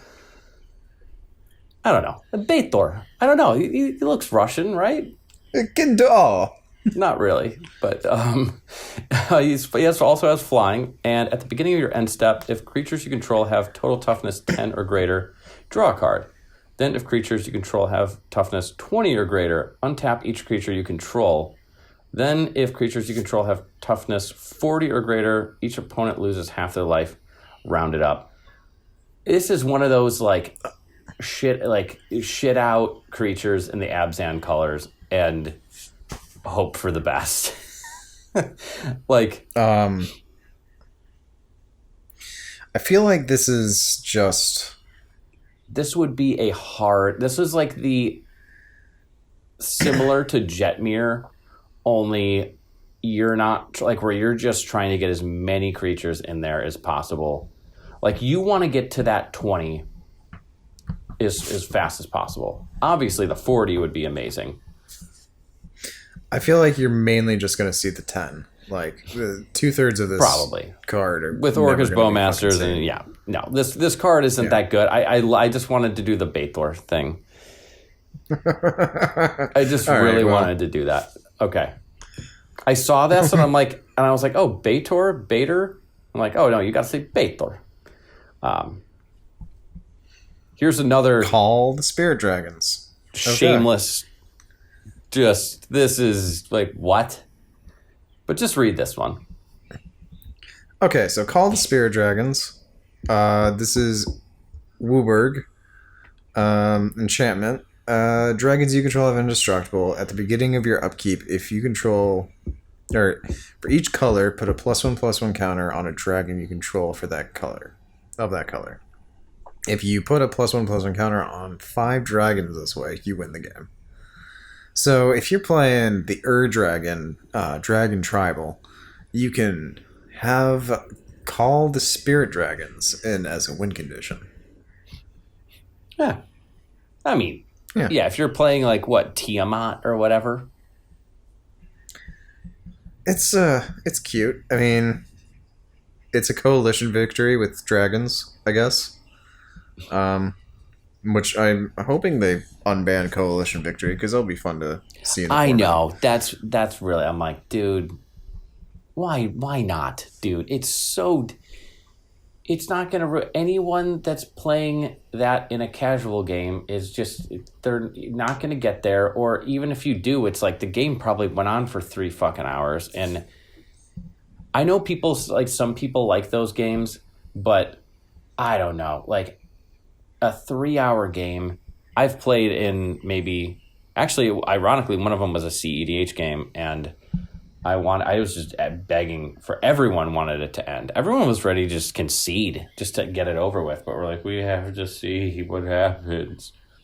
But was that the game where I was about to win and then Stocko like stopped me and I was just started going like, why? No one wants to play anymore. And then you just stop. You'd stopped him previously, which is hilarious. And then is that the one where Andrew actually won after like 3 hours? That was Andrew's first cEDH game, and he's like, do games usually last this long? And I was like, no, they usually are like 40 minutes.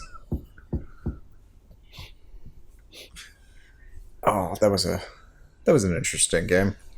We have it recorded, but I don't think we're gonna post it. I think I have the pieces of it somewhere. I had to like clear up space. I did get that portable hard drive, by the way, so now we have like a backup of all our cEDH episodes. Also, I figured out that Spanish opera song is Carmen. Carmen. Okay.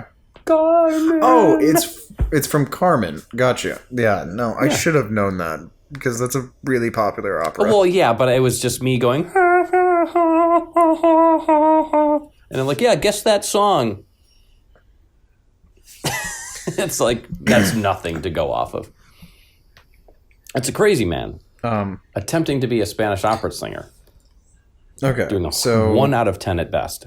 Okay, so this was just the kind of like, hey, Goofy win the game. If you're... Actually, Tiamat doesn't even work with this because... you need to put it on 5 dragons. But Goofy, if you want to just be a goof. If you want to just be a goof. If you want to be a silly goose, you can play this.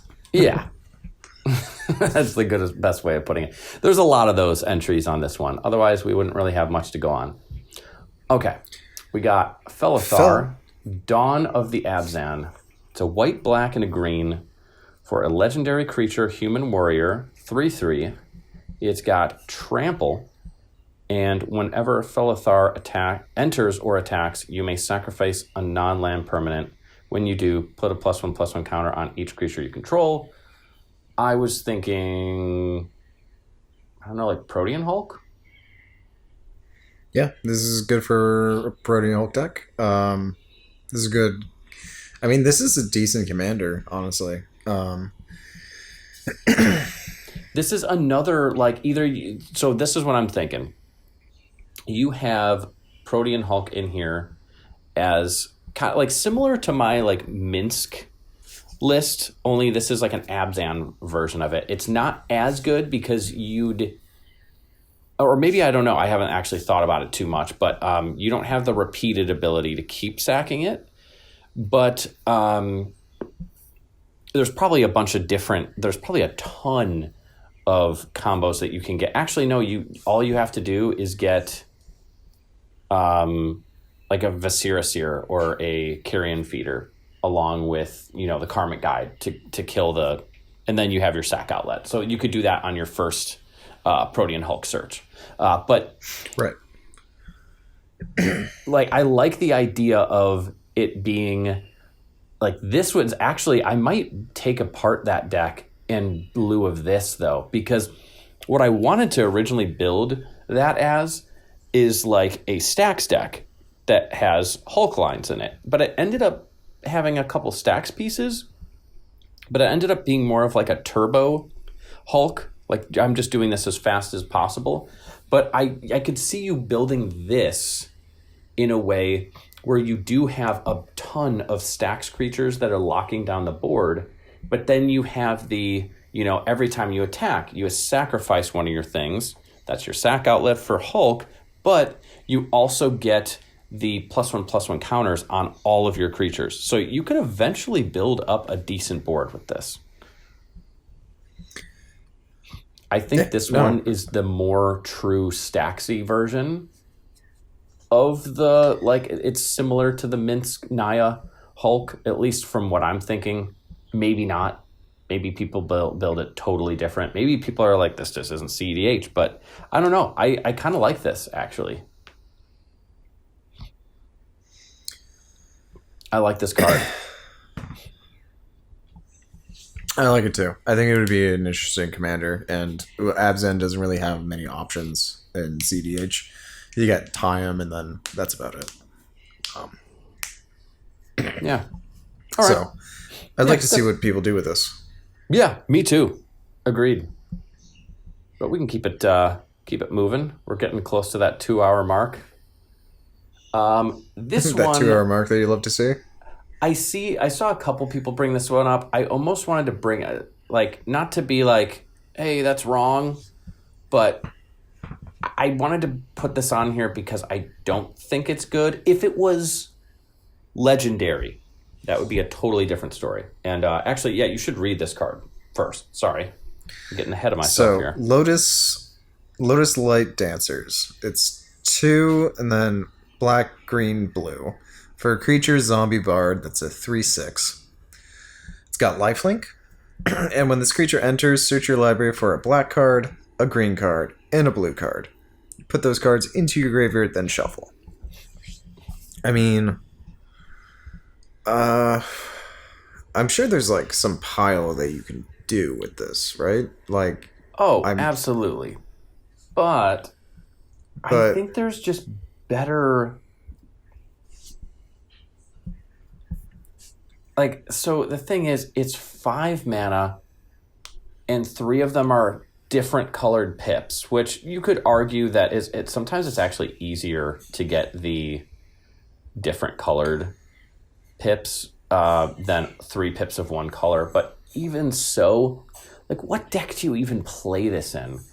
It's not like you'd have to find this card first, and then it's like, oh, great, my 5 mana obscure pile that just puts them into the graveyard. That doesn't necessarily even get it started. It's not instant speed. You can't do it on an end step. I don't know. I just don't like it.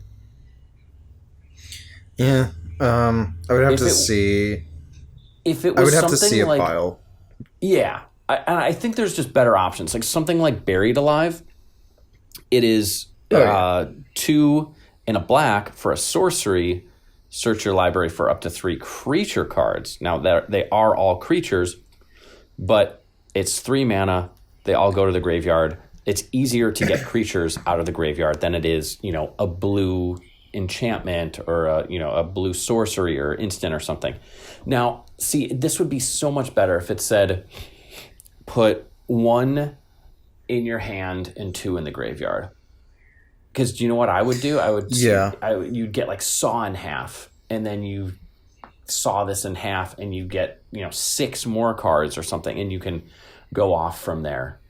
But I don't know. I just, even if there is a pile that's like, dude, this wins you the game. It's like, okay, well, what's the next step? You have to cast something with flashback, and then it's like, how much fucking mana is this? Like, dude, there's a 10 mana combo where if you get this, you get these cards, and then you cast this thing with flashback for 3 mana, and then you get this for 2, and then you win the game. And it's like, yeah, there's just like, I'd rather cast like Peer into the Abyss for 7 mana and like instantly fucking win, probably. I don't know. There's just, I can't justify it. If it was legendary, hell yeah. It's all right. Yeah. So sorry, anyone. For that all those was people like, who think this card is good, please show me a pile and explain to me why it's good. Yes. No. Yeah. And that's not meant as a challenge. That's not like, yeah, show me something, you asshat. That's like a legitimate no. Like, please, like, tell me I'm wrong. Well, I wouldn't call you an asshat. I'd probably call you a douche canoe. They would. You wouldn't, but they would. You know And they would. you know what? They would be right. They'd be I am an asshat. Okay.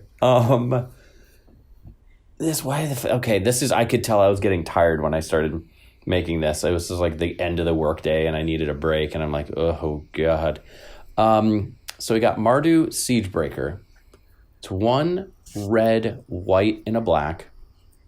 For a creature, human warrior, it's a 4/4, has death touch and haste.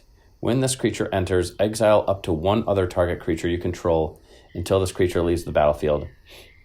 Whenever this creature attacks, for each opponent, create a tapped token that's a copy of the exiled card attacking that opponent at the beginning of your end step. Sacrifice those tokens. Okay, so actually it's better than I was thinking it was. Again, this would be an incredible commander. Yeah, too bad. Too bad it's not legendary. It's an interesting card for sure. I don't know where it goes is the thing. It's like, it just sucks that there's cards like this that it's like, dude, make this a commander. I would build this. Yeah. Can you imagine having 3 of those, Voice of Victories coming at opponents? And then they all have mobilize, which I get if it's tapped token, that's a copy of the exile. It's already attacked, so it's tapped and attacking, so it doesn't get the attack trigger. So, okay. But still, Or just anything with like an ATB, you get 3 of those ETBs. 3 Orcish Bowmasters. And then that's exile, actually not bad. And then every turn, you get 3 Orcish Bowmasters that enter. That also would. I think this is a lot better than you were initially thinking. It's just like, where do you put this, though? If it's not a command... See, like, this is not a card you want to, like, draw into, necessarily. Unless, like, in your Mardu... Oh, it is a creature you control. If it was something... If you could, like... If it was a bit of removal as well, that would have been perfect. Oh, my God, dude. See, this is those things where it's like, Watsy, just do it. This is like someone was like... Just do it. You know you want to. I know. Someone was like, we could put legendary in front of that. And they were like, no, do not do that. No. Or maybe they didn't think of that. Maybe they should hire us. Maybe they should hire me. No, that would be a bad move. If I designed a whole set, I've always wanted. Maybe we could do a a series that's like separate from the podcast where we design our own set of cEDH card that's like specific for cEDH, and it's just busted shit. We still actually have to do that. The bullshit or busted idea that I came up with. Yeah. There's so much stuff to do. This is just a plug for future episodes. Yeah. This entire episode has just been one huge plug. One big butt plug for future episodes. Yeah. Okay, but yeah. All right. I just wanted to talk about that one because it's kind of cool. All right, read this one. This one I think is better than people will think. Rune Scale Stormbrood. So for 3 and a red, you get a creature dragon with... It's one of them split cards. What do you call these? It's like an adventure where they go on an adventure, I guess. I'm going on an adventure. So it's an adventure, but the... Oh, this one's different. This one is the dragon. The dragon part of it is... so it's a 2/4 flying dragon with whenever you cast a non-creature spell or a dragon spell, this creature gets +2/+0 until end of turn. Or Chilling Screech is 1 in a blue instant omen with counter target spell with mana value 2 or less. Okay, I actually like that. I know it's a 2 mana. See, like, this is something I would play in, like, again, Animar. I'm just like all over Animar lately. Because yeah, you don't really care about the creature, but it is another creature. But it's I like the counter spell. It's a hard counter if it's mana 2 or less, which I know could get you into some trouble for certain things. But it's just, if there's a deck that you want extra counter spells in, and Animar is a deck that you want a high concentration of creatures, so you put this in just for another creature. You can get another counter, get some other board presence. But the 2 mana counter a spell with mana value 2 or less, I mean, most decks have like 21 drops and 32 drops, or 1 drops and 22 drops. I mean, like, more than 50% of someone's deck. So you're saying this hard counters more than 50% of spells. I don't think it's terrible by any means. There's also an important line of text that I skipped over, which is part of the Omen text, which is then shuffle this card into its owner's library. Which I guess could be considered worse for, like, Breach decks. I mean, that's fine. I mean, I think that's pretty good, having a counter spell that you can just then shuffle back into your library. Yeah, do I think it's amazing? No, but I feel like people just glossed over this. Like, oh, generic dragon, and some dumb counter spell, and they moved on. I just at least wanted to bring attention to it, because I think it's a good counter spell. Yeah, it's not amazing, but it's not bad. If it was just the counterspell part of the card that's shuffled back in, I think there'd still be some decks that might want it. Not most decks, but a few specific ones. But then you have the dragon on it, and maybe that makes it more specific, like even more niche. But I think there's a deck that really wants this. That's like, hell yeah, this is awesome. Like, okay, what about Krark Sakashima? How does that interaction happen? Well, where you flip the coin, and then you copy it, or it goes. Do you still shuffle it, and then you get an extra copy? I don't know how. That's another deck I eventually want to learn. It looks super fun, but it looks weird. I was thinking of doing a correct Sakashima like mill deck, because that would be interesting. But yeah, I don't know. I feel like there's going to be some weird stuff with the shuffling it back, but like somehow you get it back again. I don't know. There's some weird stuff. Let's we don't have to spend too much more time. Yeah, let's move on. Ooh. What the hell? Okay, here's another just. I started just throwing shit on. Teamer Battle Crier. This is the part where no one's really listening anymore, anyways. And the people that are, everyone left after. The people that are listening, everyone left after I told them to listen to Strauss. No, they left when I started singing Spanish opera. That I have zero credibility or right to sing. I have zero. I shouldn't even be allowed.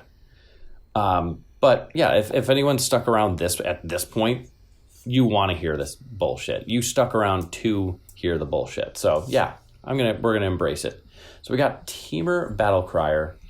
It is a green, a blue, and a red for a creature orc ranger. That's a 4/3. During your turn, spells you cast cost 1 less to cast for each creature you control power 4 or greater. Again, specific deck. Okay. I know Animar already makes your creatures cost less, but now it makes everything. And I feel like if you have a commander that is it. It can be a little bit more like if you have a commander or something that is a powers matter. Like I don't know. I don't know. Again, there's something that can utilize this. Probably, but I also think you're stretching, or you're reaching a bit. I am. We can move on. I'm. Yeah, we're is getting, already about 2 hours. Yeah, we're getting long here. All right. Here, you talk about this one. This one's sweet. Taval, Arbiter of Virtue. So this is 2 generic, and then black, green, blue. For a legendary creature, Spirit Dragon, 6/6, flying, lifelink. Spells you cast have Delve, so each card you exile from your graveyard while casting those spells costs 1 less, or pays for 1. Whenever you cast a spell, you lose life equal to its mana value. Why? I mean, I like the Delve part, but also just like, why is that second line of text there? Get that out of here. To make it fair. It's not fair. Either way, I do think it's. I mean, I can see this harsh, but I mean, it's nice that it has gives your spells delve. Then you can yeah. So you can start running much bigger creature or is spells. The lifelink. Yeah, the lifelink helps. Oh yeah. But yeah, some people were talking about this, and they're like, this is going to be fucking incredible. And yes, the delve is... I feel like people are under... Here's the kind of catch-22 is, dude, I get to cast these bigger spells for really cheap. Okay, well, if you cast something like, what is it, Dig Through Time? That's 8 CMC. And even if you're not doing anything crazy like that, and you're just casting... I know that is already a spell that has delve, actually, so... that doesn't ignore that. But like Treasure Cruise, why not? Yeah, Treasure Cruise. Oh wait, but the problem is you have to. I don't know. I feel like there's too many contradicting things. It's like, well, if you want to cast some giant thing for cheap, you need to load up your graveyard, so it requires some setup. And you're going to lose Which the is life. easy in this color combination. Yes. But this is like a really good casual commander. I think this is really fun in casual. Because you can play the slower, I'm milling myself type game plan. But when you get to cEDH, I don't see you being able to turn on Delve fast enough to make it worth it. And casting, you won't be able to cast enough spells. And even if you are, people are underestimating how much life they're going to lose. It's like you have to use the delve to like make the reduction in cost worth it. Otherwise, it's like just run like Tassiger or something, or Thrasios Tevish, like if you want a Sultai Shell. So you have to run specific spells in this to make the delve worth it, but then those spells are specifically going to make you lose more life, and that's gonna hurt. You might lose a fourth of your life or more, like half of your life in a turn, and it's like you better be winning the game. And it's not card advantage; it's just mana advantage, kinda. So I don't like it as much. It's really cool though. I thought it was worth mentioning. It's pretty. It is pretty. All right, okay, let's move on. Let's see what we got next. Okay, Winota card right here. I thought this one is like Windcrag Siege. Yeah, read it. Go. One and then Boris, so red and white. You get an enchantment. As this enchantment enters, choose Mardu or Jeskai. Mardu, if a creature attacking causes a triggered ability of a permanent you control to trigger, the ability triggers an additional time. And then Jeskai, at the beginning of your upkeep, create a 1/1 red goblin creature token. It gains lifelink and haste until end of turn. Okay. Yeah, the Mardu thing is definitely what you're going for every time. And Yeah. I can see what you mean by this is a Winota. Yeah. And maybe it's a little bit of a... You could technically use the Jeskai one. Yes, is the 1/1 red goblin with lifelink and haste, is that nearly as good as getting double Winota triggers? No, but maybe you are low. Maybe you had a bad draw. You didn't get enough of your, non-humans, and you want some extra push. Maybe you do want to go for the go wide. It is the, maybe 1 out of 10 option. You pick that. But yeah, imagine getting double the Winota triggers. That can be backbreaking. That's turning, pretty good. I have 2 into 4. I know it's not a creature, so it loses points in a deck that needs as many creatures as possible, and you're competing with other really important slots. But I think that is backbreaking. And at only 3 mana, that's worth it to me. Any less than this would be like, what? Like, what? I'm already kind of like, for 3 mana, it's like, dude, put this in. Tell me I'm wrong. I like it.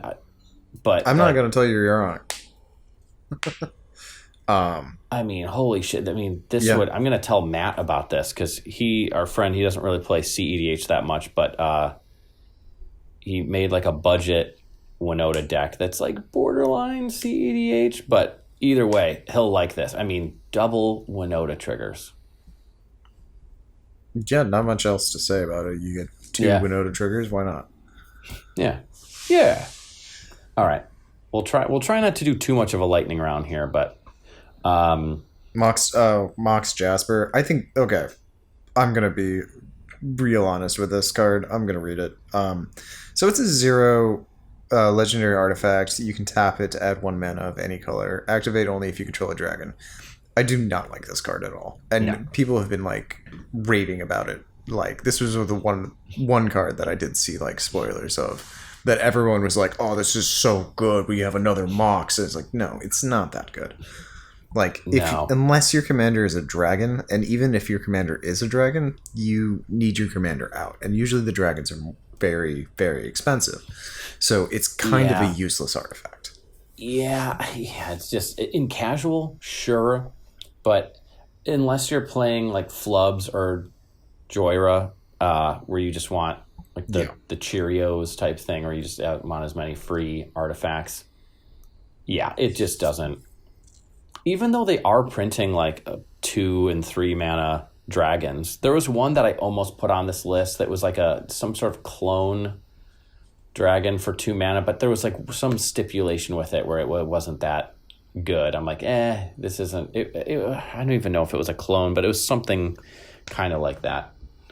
But it wasn't. If there was a dragon that was a dragon that could be your commander, that is a 2-drop, or even 3-drop, maybe, but or a 3-drop. Like, it has to be very low CMC for this card to even be viable.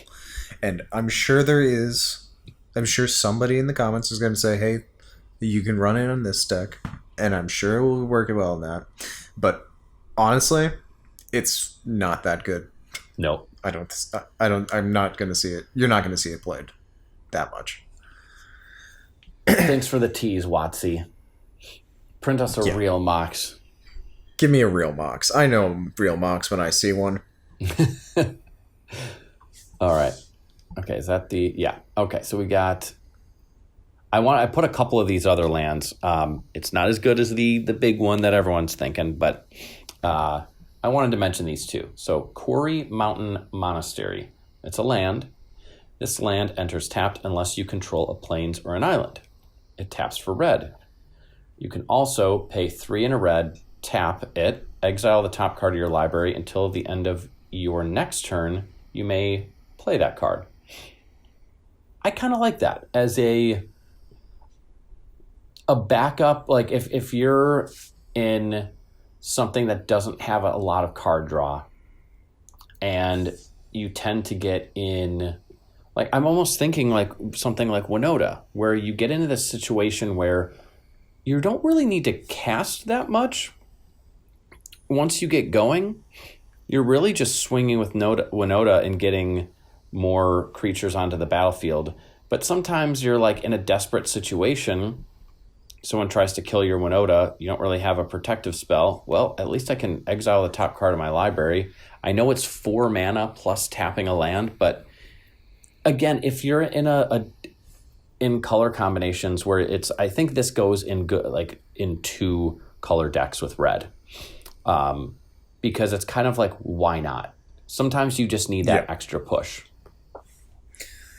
and it's likely going to come in untapped if you're playing in a blue-red deck, because usually you're going to go for island right away, or even in a red-white deck, you're probably going to go for your plateau right away. Usually red is splash, so I feel like this comes in untapped almost every time. At the worst, it's an untapped red land that has the upside of, card advantage. You could even use it to play land.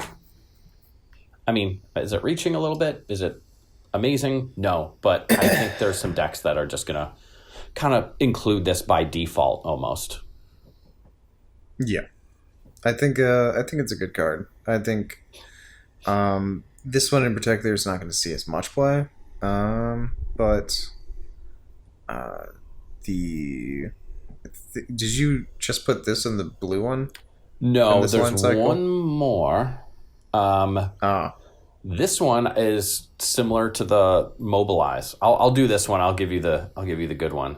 So we got Delcoven Encampment is a land. This land enters tapped unless you control a swamp or a mountain. Tap to add white, and then you can pay 2 and a white, tap it. Whenever you attack this turn, create 2 1/1 red warrior creature tokens that are tapped and attacking. Sacrifice them at the beginning of the next end step. I immediately was thinking Tymna or Winota. Yeah. You got the swamp for the Tymna deck, and you've got the mountain for the Winota deck. You get 2 red warrior creature tokens that are tapped and attacking. Oh, you sacrifice it so you don't get the... So maybe less so in Winota, but definitely the Tymna deck, where if you have extra mana... Again, I keep thinking, I keep going, I want to build like... I'm like all over Abzan this set. I want to build like a Tymna Kodama or something, or Tymna Halana, Abzan, or that other one, and build like some sort of Hulk deck. This set makes me want to brew. I could see Tymna Kodama being a good pairing.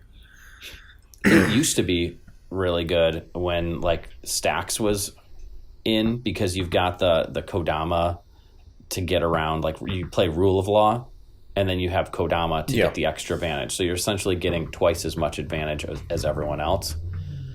But, now that, Mana Crypt, Jeweled Lotus is gone, it's harder to cast Kodama. There's less turbo decks, so Stax isn't as prevalent. But I still think this goes in low-colored decks with Tymna, absolutely. If you've got especially... Abzan type decks. But it's funny, this set doesn't seem like a very good cEDH set, yet it's making me want to brew more than ever. It's a more creative set. I like it more than Ether Drift by a lot. Even though I feel like Ether Drift, looking back, has some more raw, powerful staples, and this only has a couple. There's more creativity in the set. I like it. Yeah, you were saying that the set seemed to be a good set to draft in, and I would agree with you. Like, there's a lot of interesting cards in the set. And most of the interesting ones for drafting aren't even what we're talking about. There's there's a lot of cantrips and like sacrifice and then reanimate this and bring this back to your hand, and it's all stuff that it would be too expensive or inefficient in a cEDH constructed game, but in a draft environment where like a 4 mana destroy a creature spell is good because you just want anything that removes or like some sort of advantage or whatever and draws any sort of cards is super helpful in that environment. So yeah, I might actually buy the first box that I've bought since I don't even know, man. Maybe didn't we split a box of like Modern Horizons 2 years ago? Yeah, and I got I got my Mana Crypt out of that. No, it was Modern, or that was Mystery Booster. That was Mystery Booster. No, yeah. What did I get out of that set? I got a lot of good things out of the Modern Horizons too. That had all the fetch lands. Gotcha. I probably got a couple of those. I know. Yeah.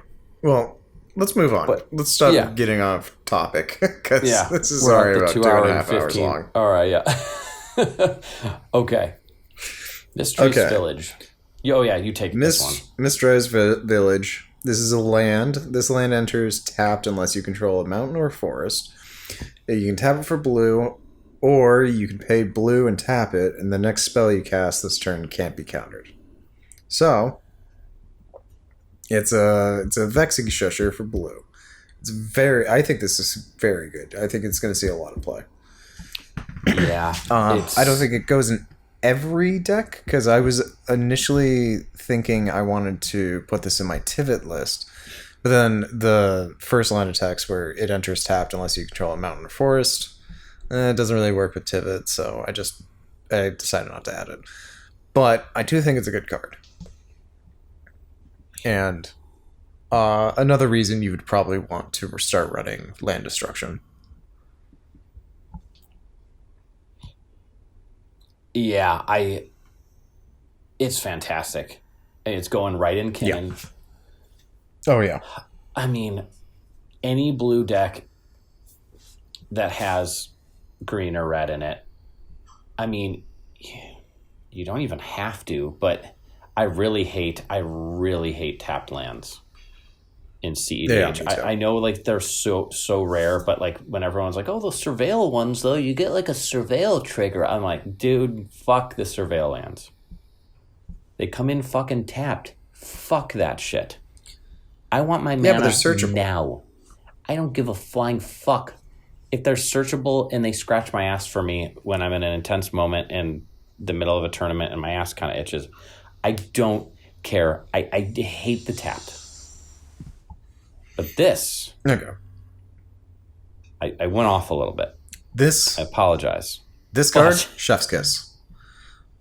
Chef's Kiss, yeah. This is the nice little bow that wraps everything up. Now, we can do like a quick... I did put some more stuff from the actual Commander stuff, but we can skip over most of those and do a lightning round, because this is the bulk of the actual set. But, yeah, I think... Hold up.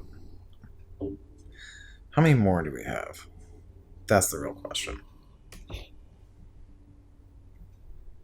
Let's see. 1, 2, 3, 4, 5. We have 5 cards left. We can do this.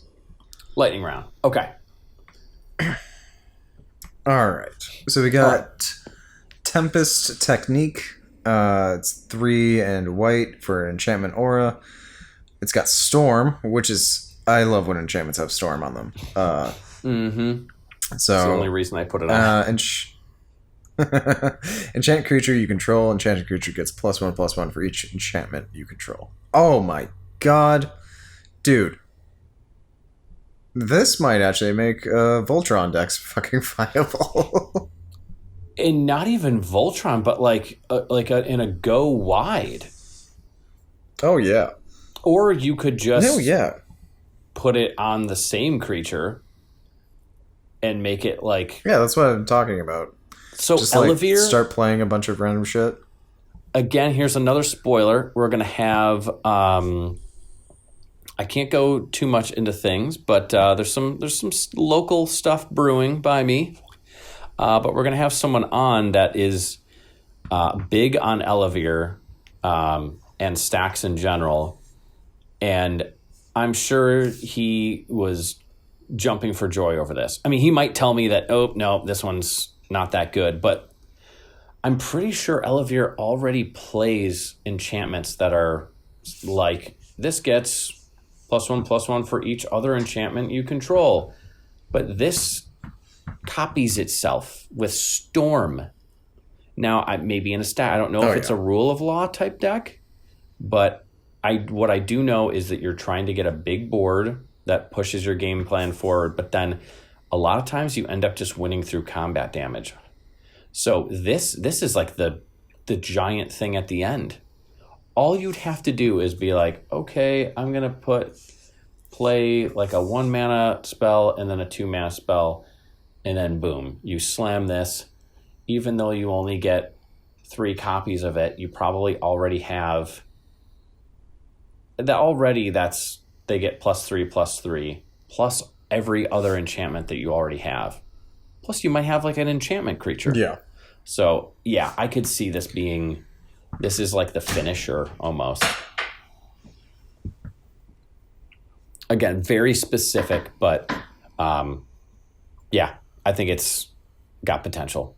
But let's move on. Afterlife from the Loam.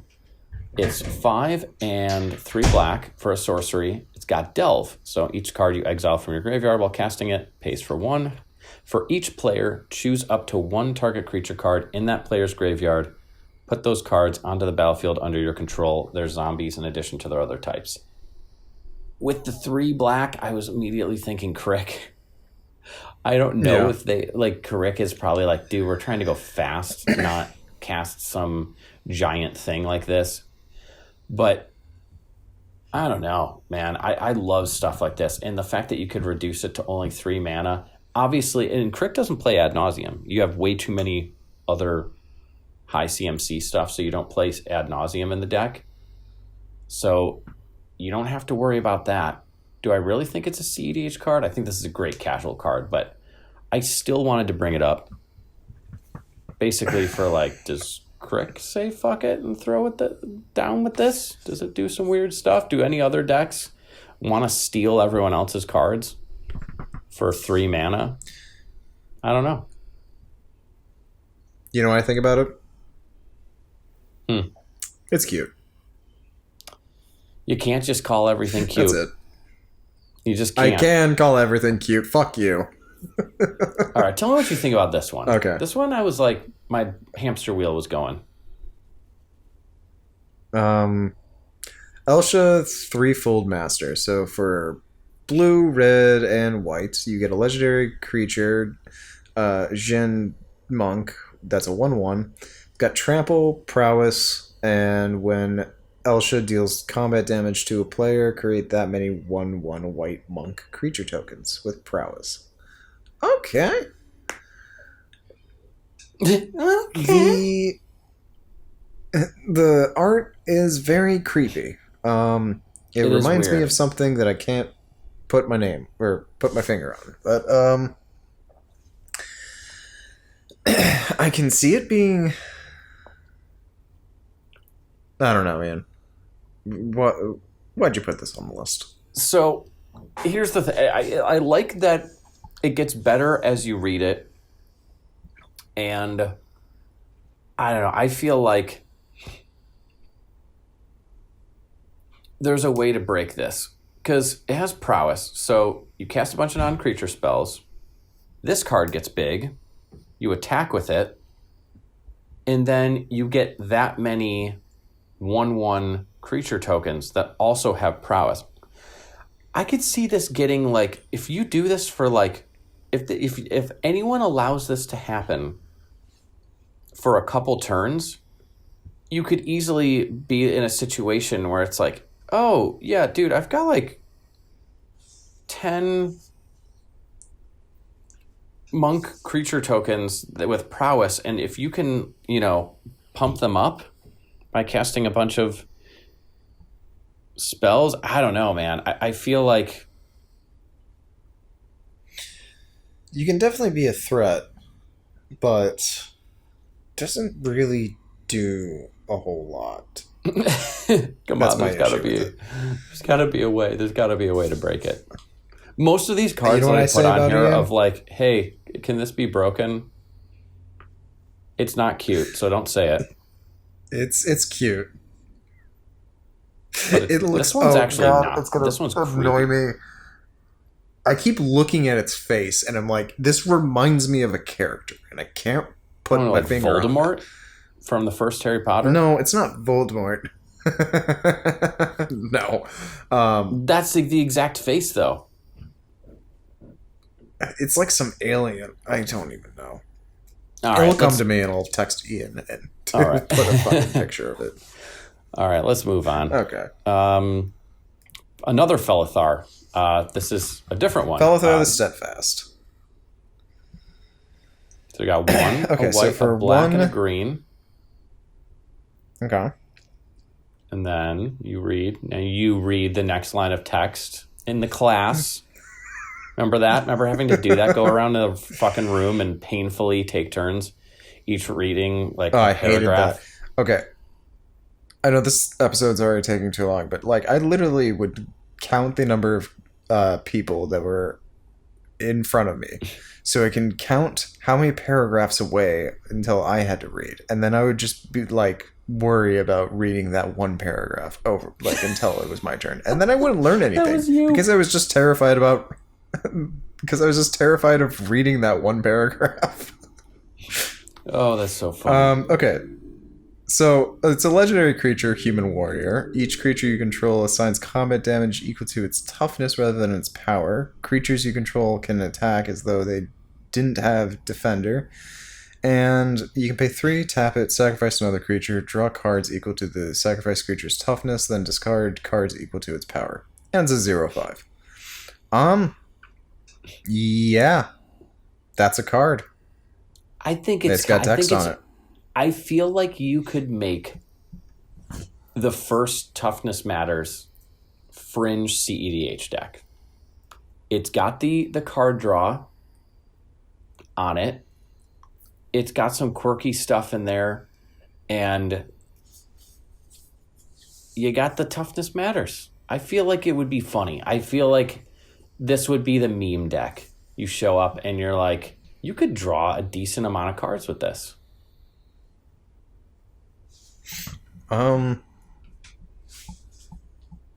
Yeah. Or maybe you can't. You know what? All right, let's move You know what on. I think about it? I think it's cute. What? It's cute. Okay, Okay, this is our that's last fun. card, and this is actually a cEDH card. Yeah, this one's So, good. Zergo Stormrender for Mardu. So we got red, white, and black. You get a legendary creature, Orc Warrior. That's a 3/3 with Mobilize 1. Remember that? Whenever a creature token you control leaves the battlefield, draw a card if it was attacking. Otherwise, each opponent loses 1 life. Yeah, this card goes instantly. I think it could make it a good commander. But 2, this card instantly goes into Najeela. Like, instantly. Normally, I would say 'Cause- like 3 mana stuff is like, it really has to be really good to be in Najeela. But you know what? I think you're right. It's a warrior. It creates more warriors, and it draws you cards when those tokens die, essentially. Which they're going to, because your opponents are going to be blocking them or trying to, like, get rid of your board state. So, like, you're just going to be drawing a bunch of cards for if you're playing Najeela with this card. Oh, yeah. Or actually, or each opponent loses a life, even if it wasn't attacking, they just all lose lives. So like, yeah. Dude, I want to build Najeela so bad now. Right? Like, there's so many good cards that Najeela just got. But yeah, there's really not much left to say about this card, dude. It's really good. So, but that's that's it. So thanks for putting this list together, Ian.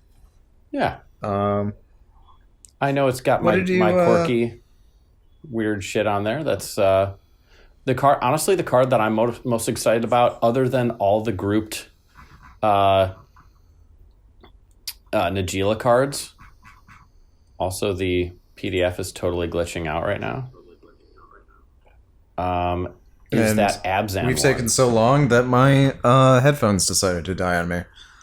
Oh no! Oh So- no! This one. We might as I well might build this. Oh, Felithar? Yeah. That'd be nice. Or maybe I won't. I'm also really tired. I'm like dude, recording 2.5 hours, that's fucking tiring. I know we said we were going to play Magic after this. I'm actually going to go to bed. I'm fucking tired. Damn it. All right, we'll play I'm Magic sorry, tomorrow. dude. I'm sorry. I'm so tired. Oh, yeah, we'll play tomorrow for sure. Okay. But, yeah, if you stuck around this long, wow. I'm actually impressed. Now, here's the other thing, and this can be off the record or on the record. I know we always try and post on Sunday, but we've posted on Wednesdays before. We've posted on Monday when I'm late. We also posted on Tuesday, a day early when I said we were going to post on Wednesday. So we've basically I'm almost thinking for the sake of like our sanity and not trying to strictly follow a thing, like a schedule, we just kind of post, whenever it gets around. Whatever you want to do, Ian. You're the editor. I'll try and do Sunday. We've been so busy lately, so because there's some stuff that it'll make sense why I've been a little bit more busy, other than just work, my day job, my side job. This is my real job, but work's been a little crazy lately.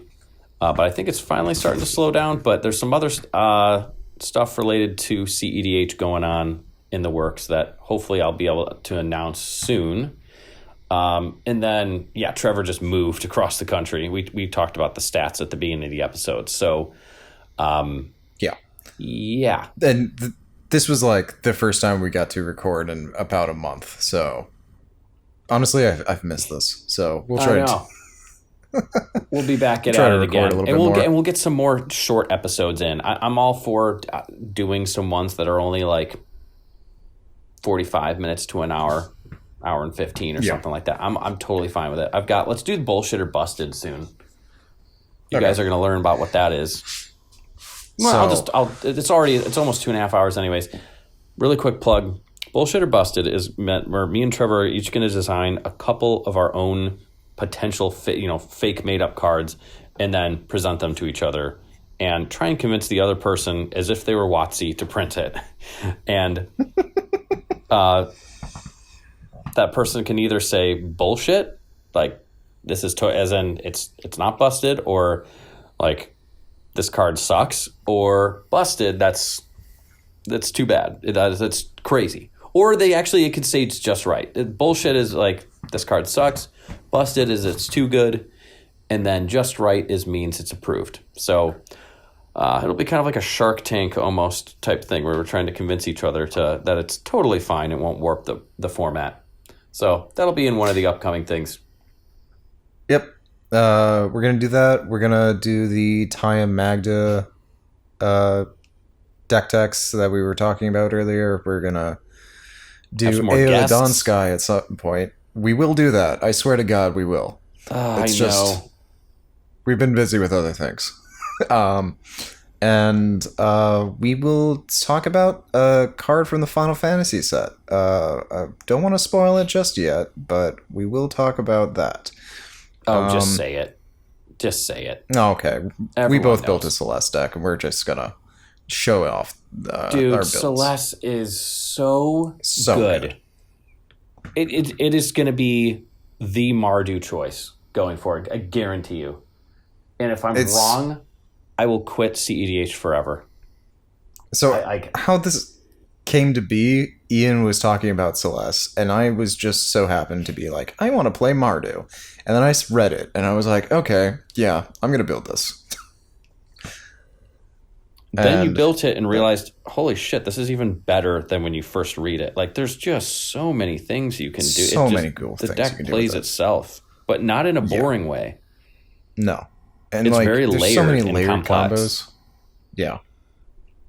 Anyways, you can look forward to that shit. And more random bullshit, more tangents and going off topic and whatever. Hey, record for longest episode so far. Hey. There you go. All right. Sorry, Ian, you have to edit this. Yeah, that's why I was kind of plugging the whole, hey, it might not be Sunday. I also have company coming out this weekend. Oh, yeah. My good college friend, Haley, who used to be in the circus in town, the circus is doing their yearly event. So we're going to go see the circus. So fuck yeah. That sounds fun. If I was still in the state, I would come join you, but whoopsies. Whoopsies. Life happened. All right. With that, Trevor, I'll give you the honors. First episode back after your 1 episode hiatus. All right, fellas. We'll see you now. Later, nerds.